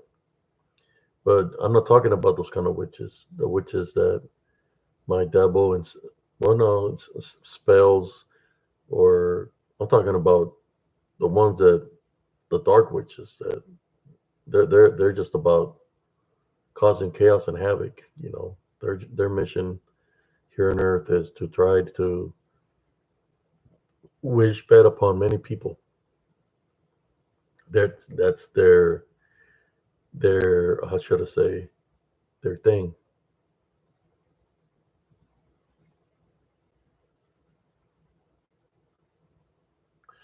Let me see. It's a Dominic Creature that shapeshift. The dude follow me around with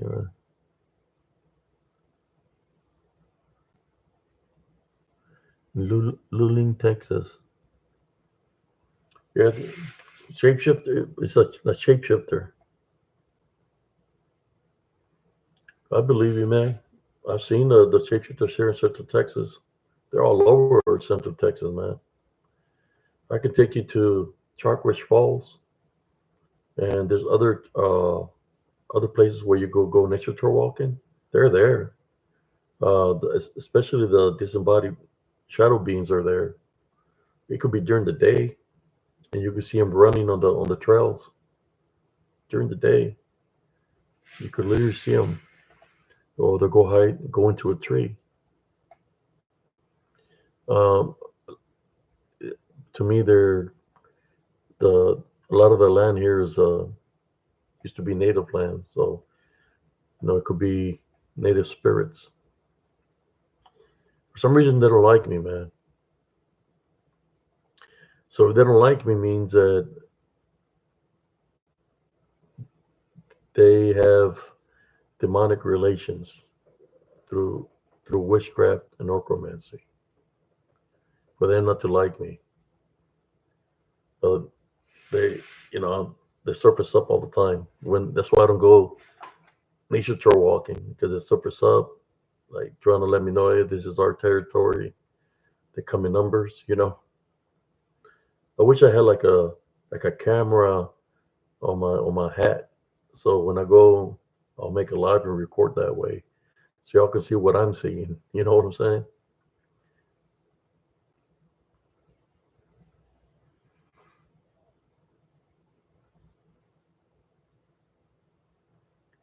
Yes, you have to pray, brother.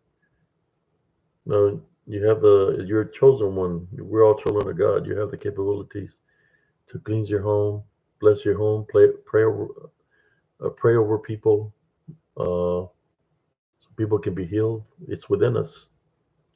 We all have those capabilities, and all is done through Jesus Christ.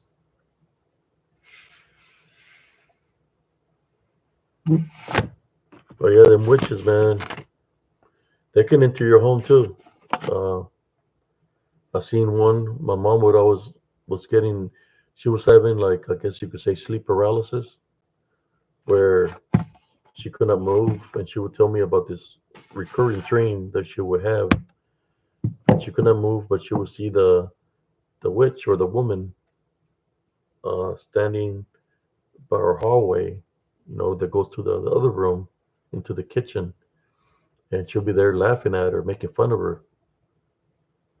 So one day, we were all asleep, and I prayed to God to show me who this woman, which she appeared to show me, and there she was, like my mom said, and she was laughing, making fun of her. When my mom was going in sleep paralysis, I got up and got right in front of her, and I told her to leave.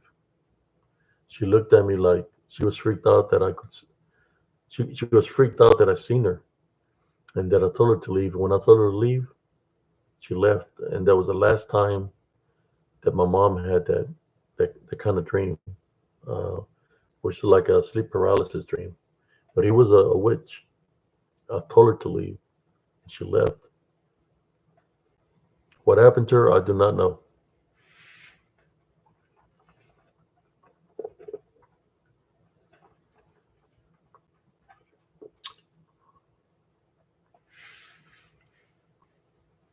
Yeah, you have to pray when you people forget sometimes to pray when they wake up. If you're able to wake up, pray when you wake up, and say, welcome in my house. Upon me, I take authority over Jesus Christ. Leave my home. If you have holy water, anointing oil, when you get up, you can go place 70 crosses on the doorways and the windows of your house, so nothing can come in. Protect your home.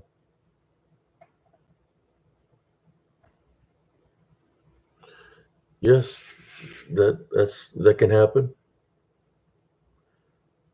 It's a what do people call that?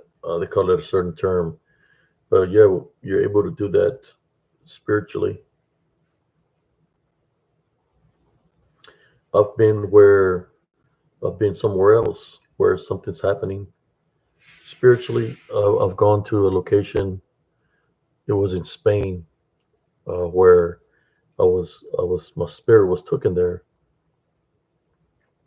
and I was seeing people dressed all in black, and they had a rose, a red rose, and they were killing people. And I was praying against them, for trying to protect the people, and I was praying against them. And then I woke up. When I woke up in the news, you said something about this cult called the Red Rose, or the Rose, a cult that was in Spain that had massacred a lot of people. So yeah, our spirit can take us to certain locations, and sometimes it's to fight spiritually against the evildoers.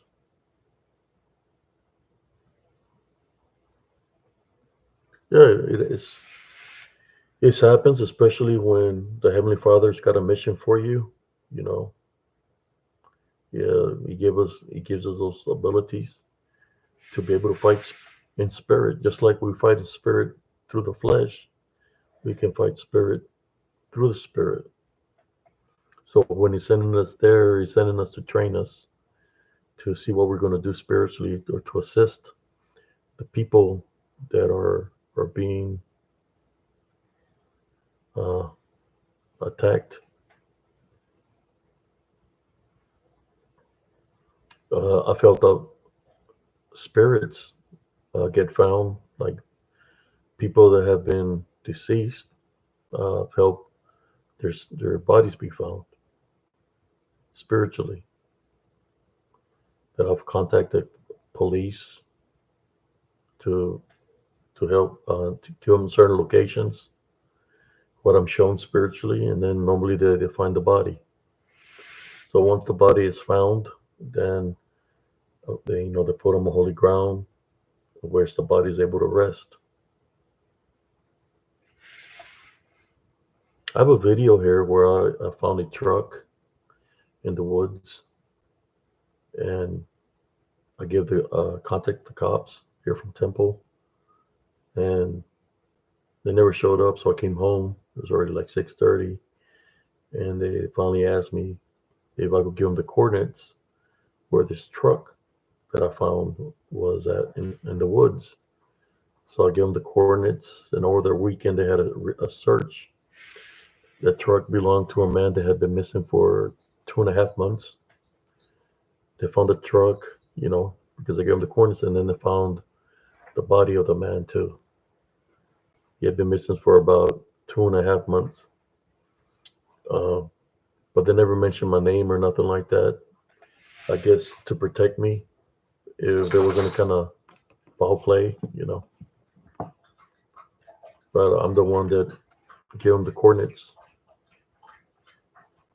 So they found the body and they placed him in holy ground. You know.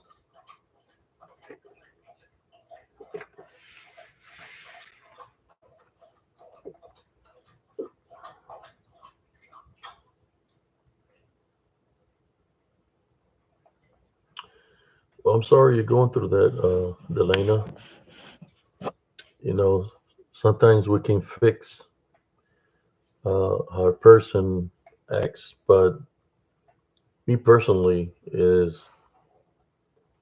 if somebody wants me to change for who I am, and I can accept Brother Abe for me believing in Jesus Christ, then in all honesty, I just don't associate with them, especially if they're trying to uh, make me trying to make me become somebody that they want me to be. If they can accept me for who I am, then I don't need to be around them. Bottom line, we're all unique in our own kind of way. And if somebody can accept you for who you are, then that's their loss, right? But uh, what I will say to you is this: when he's coming at you in a negative way, tell him I love you. Tell him I love you. Tell him God bless you, or change the subject to something dealing with love, and you'll see that it's going to be a change of demeanor in them. That what he's trying to get you angry is not that it's really him, because when you say I love you or you say God bless you, you're going to notice that something else is causing that. There's something else that's working through him because he might have a spiritual opening. He's just using him to try to get to you. So I would say do the opposite. So when he wants you to be angry, be happy. That makes sense to you? He wants to get you angry, be happy, and show him love. That's how you fight with the Love Foundation. Yeah, you can overcome them through a Love Foundation. And what's going to happen when you do that? The one that is going to be getting upset is going to be him, because uh, whatever he's trying to do is not working. Just keep on doing the same thing. God bless you or love you, or do the opposite of what he's trying to get you to do or get you to become, and he's going to start getting upset with himself. You should see the witches or the gran bruja, how pissed off she got when no matter what she said to me, that it didn't work. She was pissed because I didn't change my demeanor. I maintained my love foundation, and I spoke to her with love. She even got more pissed off because of that.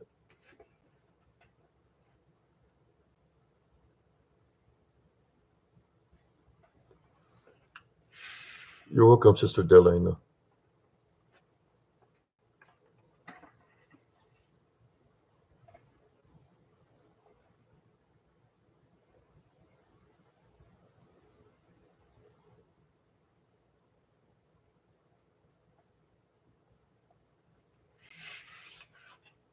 Well, Frank, I would say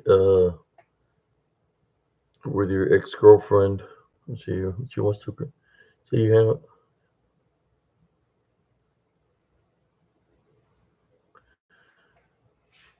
Well, I would say to you, don't mislead her, man. Just be honest. Be honest with her. Don't mislead her. If it's just you hanging out is one thing, but if you're doing something else, you know, uh, like you have a mutual agreement of some kind of way, that's misleading her. So be honest, man.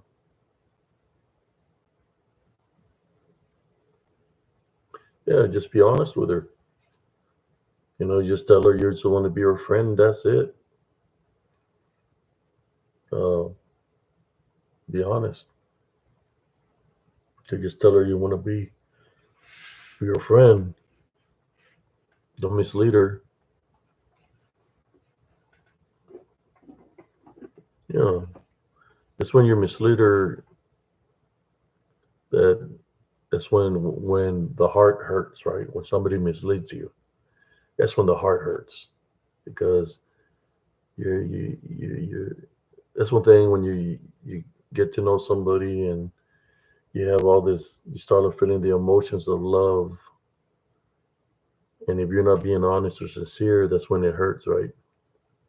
That's when love hurts.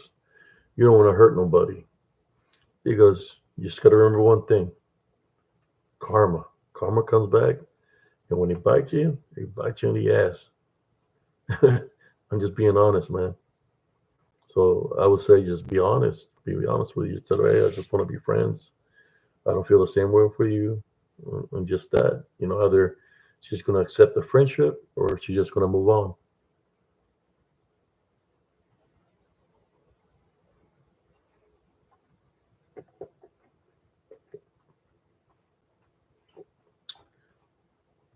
I met a female one time. She was so honest. I'm talking about she was honest. She was like, hey, I just slept with this guy. you know, I just had to let you know that I slept with this guy. I was like, okay, well, at least I said thank you for letting me know. But since you did that, then I don't want to do nothing with you, and we can go our separate ways. She was honest, at least. She was like, I had too much to drink. Then one thing led to another, and this happened. So you know, it is what it is. But at least she was honest.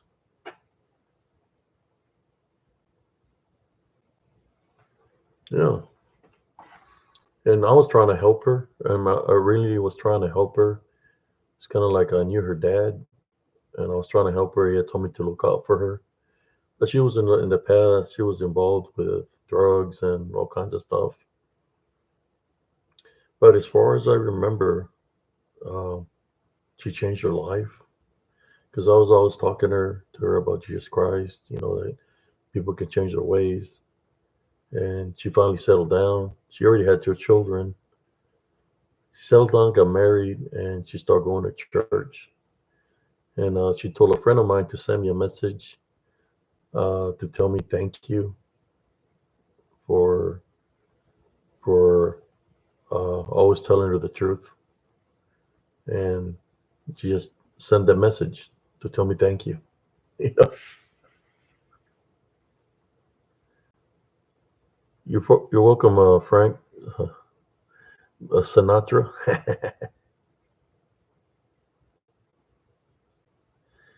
Yeah, just be honest. Be honest.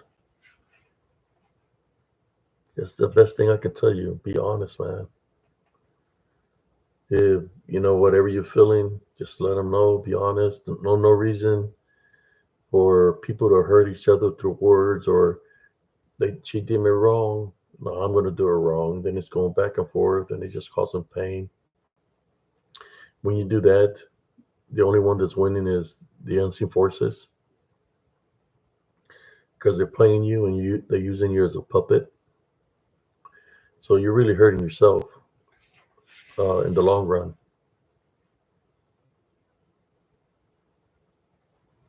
Any more questions that everybody would like to ask?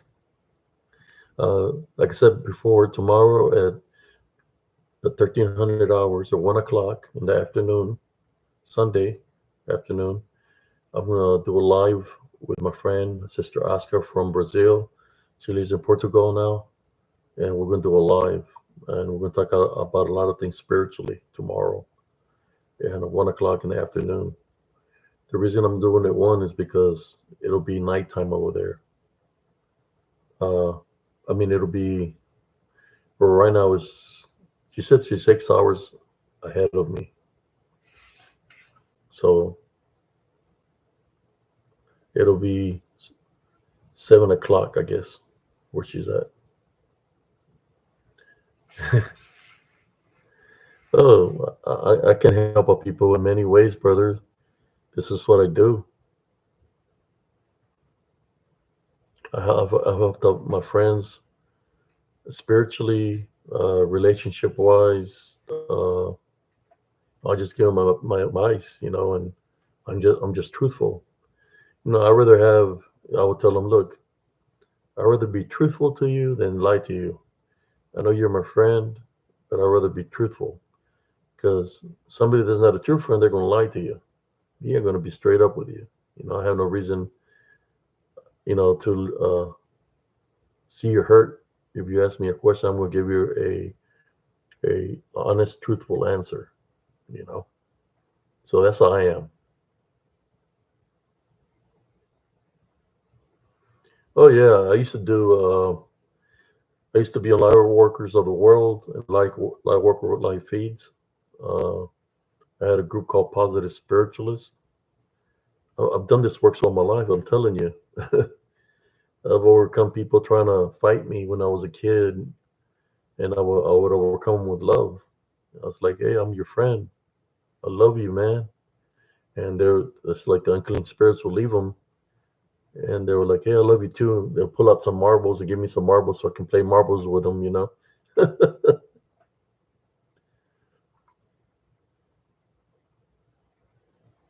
Thank you, Lone Wolf, for subscribing. Appreciate you, man. Yo también sé hablar en español. Sí, hablar en español muy bien. Yo soy de allá del Valle, de un pueblito que se llama Removil, Texas, de Río Grande, allá en el Valle.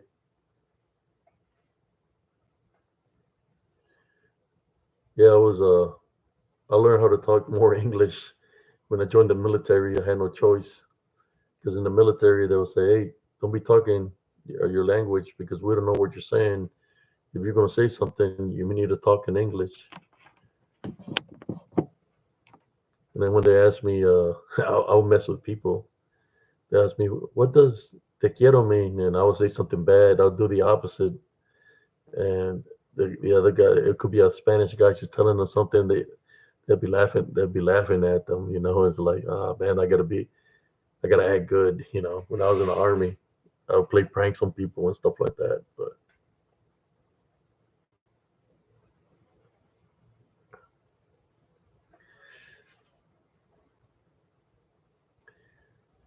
sí, ha pasado por muchas cosas espiritual. Sí, Tejano, Tex-Mex. Ah, mi abuela, pues, hablaba puro español. Ella era ¿cómo se llamaba el pueblo? De Río Bravo, México. Yo creo que ese era el pueblo de donde venía ella. Yo creo que mi abuelo, él venía de España. No entendía en veces lo que decía él.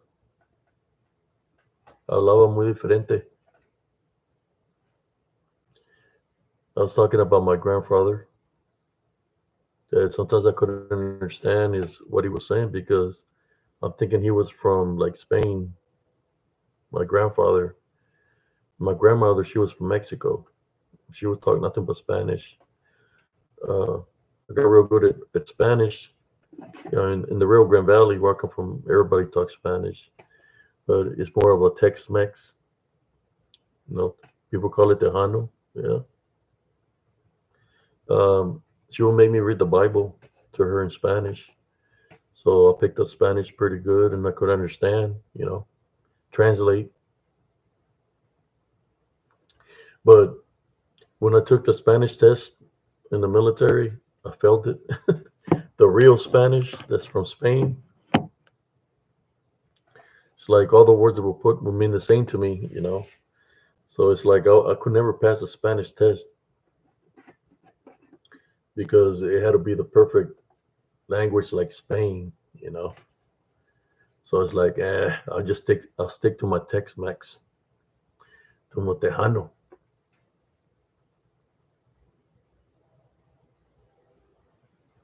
Do you wear a white or black Tejana? I wear a black.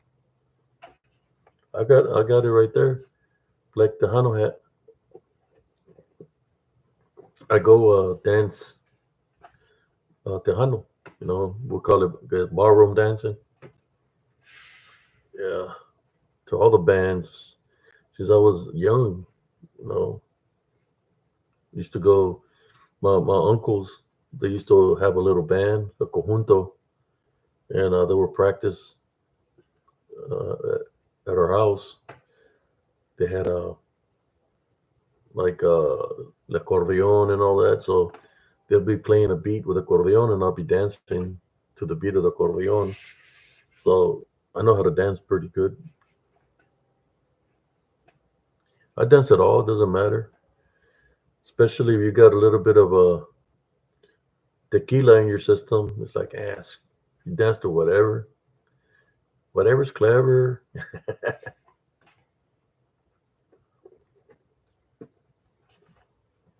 I still go dancing. Me and my wife, we go dancing when there's a band playing. We go dancing. She knows how to dance to everything.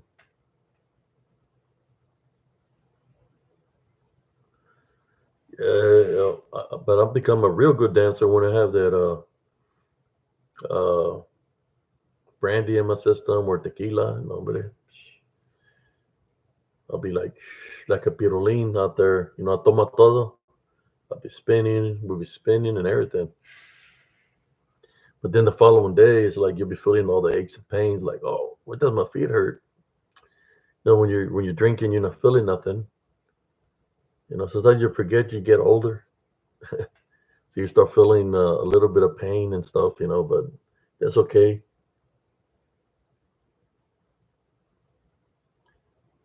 Yes, call it Tejana.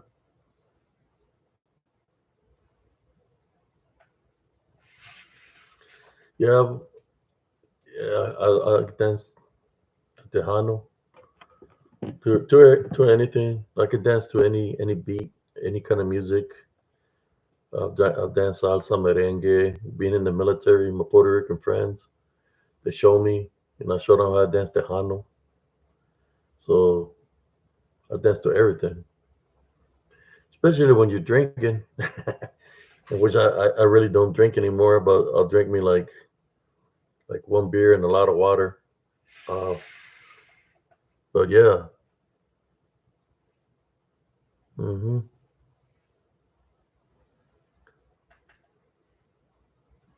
yeah, I know a bunch of DJs here in Central Texas. I have my friends, they're DJs, and my wife's dad used to be in a band, and norteño and all that. He used to sing, but he was a DJ at one point in time too. But I used to go to all the dances down in the Rio Grande Valley when I was a kid. Then when I joined the military, well, I went overseas. When I came back to Fort Hood, and I was Fort Cavazos, I used to go to San Antonio, go out there to the dances.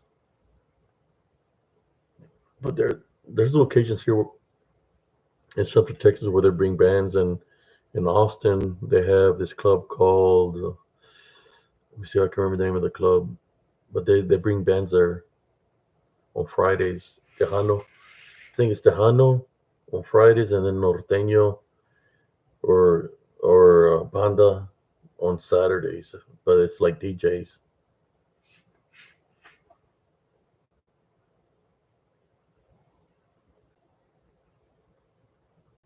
Yeah, but dancing is, yeah, 210. I've been there. I used to go to this little bar called Something Different down by Ingram. My friend living by Ingram Mall, and he was in the army with me. His last name was Zaragoza. We'd go down there for the weekend, and they would go. The reason I like going to Something Different is because there's something different. and the reason I like going there is because all the cowboys with the cowboy hats. It was 2 floors. They'll be up there sitting down, drinking beer, getting drunk, and I'll be on the bottom floor on the dance floor, and I'll have a line of females waiting to dance with me. And the good thing about that is that they will buy me beers just to dance with them. You know, they were so I danced. I would dance all night. That's why I like going to something different. It's kind of like I would go there every weekend, and it's kind of like the females knew me, so we just dance. I will have fun there. The German Tex-Mex has a big influence on the accordion music. You're right. Yes,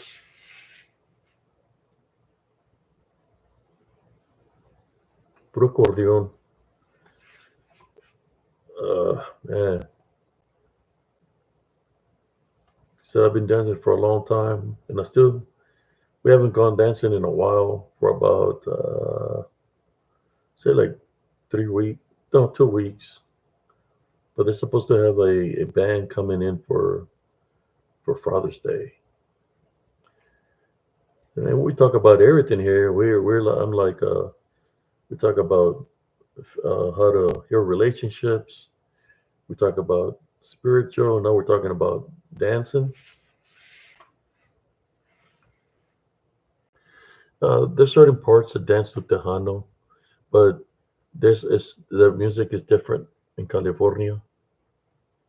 They got a different. It's like almost every border has a different estilo, different style of dancing, but they still dance it to their own beats.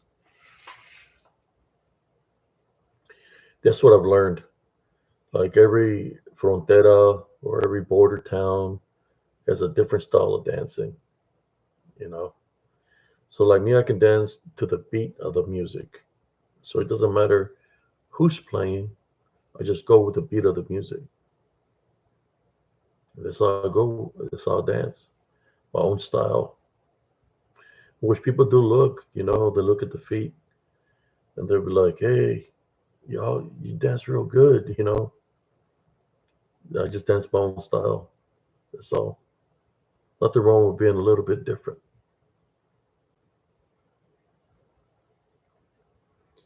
I knew, I had a friend of mine. Her name was Rochelle. She's African American. She was a minister, and she used to go pray for the lady that killed Selena there in Gatesville when she was freshly locked up. So she would tell me that when she would go pray, that she would always try to tell her something. And she said, "Look, I'm not here to know if you killed her or not killed her. I'm just here to pray for you." You know.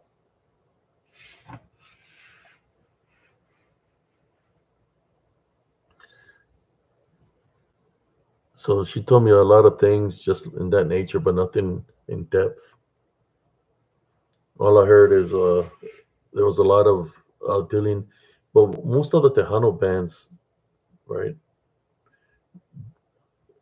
There were there were, excuse me, they would smuggle drugs from city to city. That's how Johnny Canales got busted. You remember Johnny Canales? You got it. He got busted for drugs. He was like one of the main guys behind all that.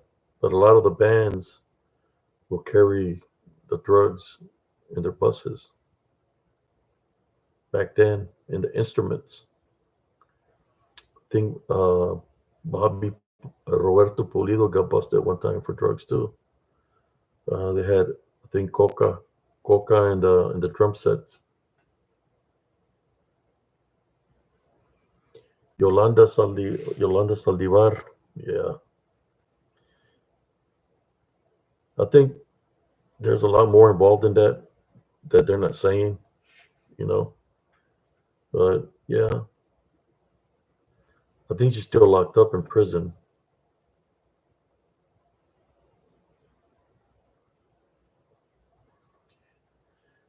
Yeah, the Johnny Cana.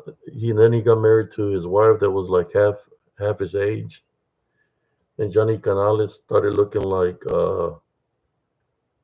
what was the guy's name from Florida that had his own show at nighttime? Sábado Gigante.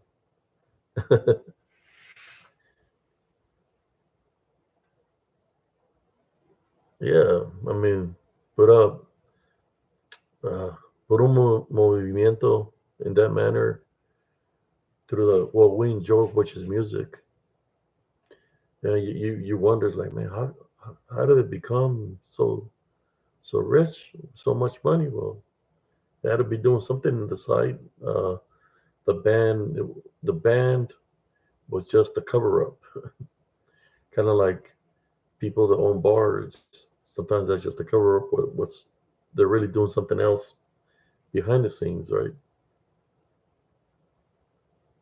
But I'm just talking about it. Whatever anybody does is their own business.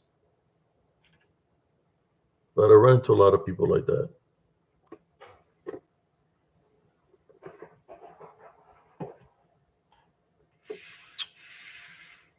That's it's not just Tejano. It's any music industry is dealing with that. Look at what's the guy's name? P Diddy. They got him on puro pedo. You know. Yeah, you got to mind your own business and sometimes look the other way or not say nothing because it could come and bite you. You know. Yeah, P Diddy. Look at him.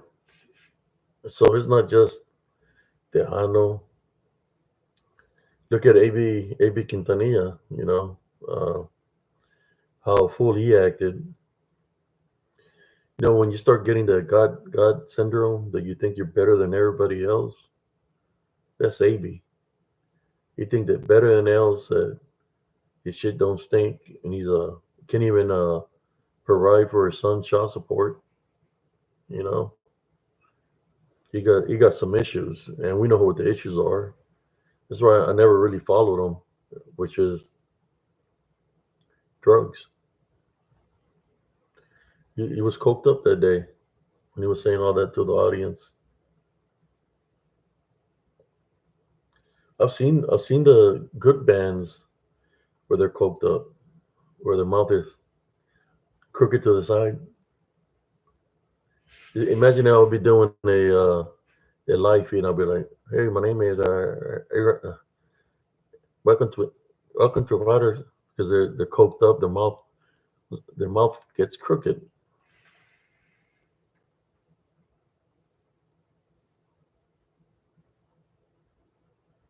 Yeah, the P Diddler,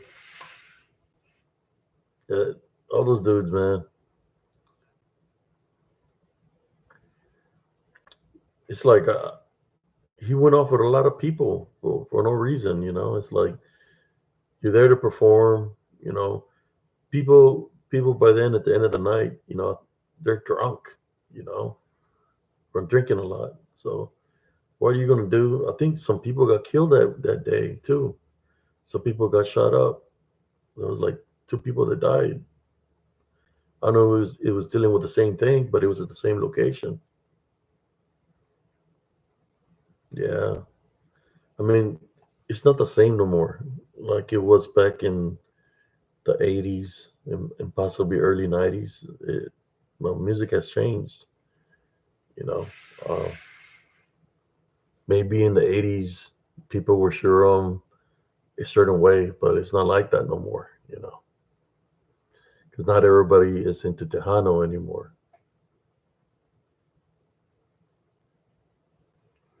Well, I haven't seen that video.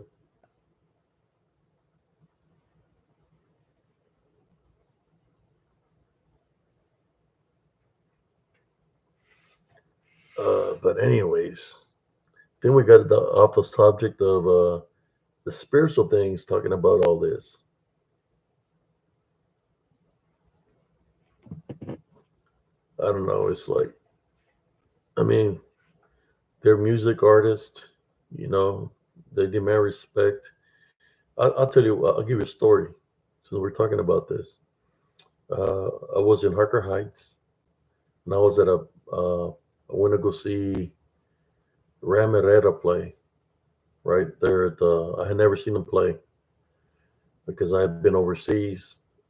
I was 25, I was an NCO, I was a sergeant, and I want to go see Ram Herrera play there at some place called Tejano Country. You know, so I went there. I went there with my sister, my sister, my brother-in-laws, and I was seeing them play, right? And there was this girl that was down there on some chairs, and she was just looking at me. And she looked at me, she passed me, and she was just looking at me, but I was like, just not trying, you know, I didn't know who she was. Then my sister's like, hey, you ought to tell her to go dance. I think that's what she's looking at you because she wants you to go dance with her. So I went out there and I asked her if she would like to dance. She says, no, I'm here with my boyfriend. She said, my boy, or my fiance is, she was saying it was Ram Herrera. I said, oh, I'm sorry. You know, I didn't mean to disrespect. And that was it.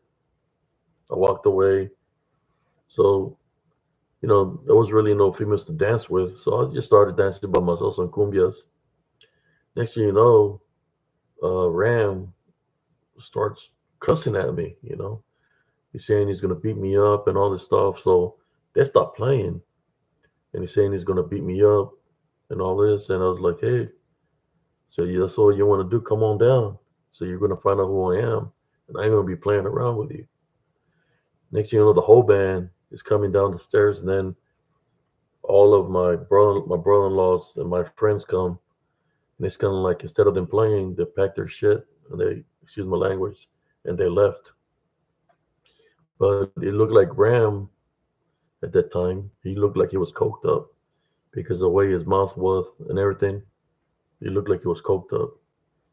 So I've seen a lot of things. You know, I've seen Little Joe when I was younger, where he had a pile of cocaine before he became religious. He had a pile of cocaine in his bus during Mother's Day, and I wanted his autograph. You know, and he must sent an autograph. And I walked out of the bus, and he stayed there with his pile of cocaine. Kind of remind me of Tony Montana from Scarface. Then when he came into play during the intermission, he started cussing all the moms that they had to escort him out of the building because all the people wanted to beat him up. You know,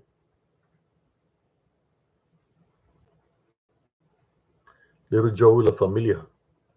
That was the name of his band.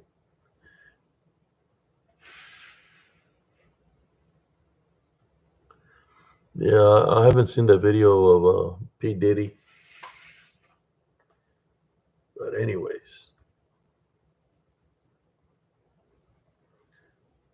I don't know how many people are here. I should have come earlier to be on here live earlier. It's already 4:26. I need to get me some rest. I just want to say thank you all for those that tuned in. Thank you for tuning in. I hope y'all enjoyed the show. Yeah, pura cocaína, man. Uh, Tomorrow, 1 o'clock in the afternoon, Central Time, I'm going to be going live with my friend from the other side of the world, from Portugal. She's from Brazil originally, but she moved to Portugal. So she's over there, and I'm going to do a live with her if y'all want to tune in at 1 o'clock here on Spiritual Encrypted Encounters. Thank y'all for tuning in. God bless y'all. And I'm going to do a little prayer before I go. Heavenly Father, at this time, I would like to pray for all my brothers and sisters that are tuning in here live on Spiritual Encrypted Encounters.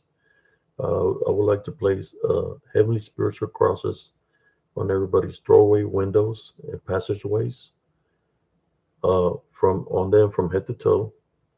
If there's any unclean spirits or negative energies trying to affect my brothers and sisters, we take authority over you in Jesus Christ's name. We tie, bind, and rebuke you.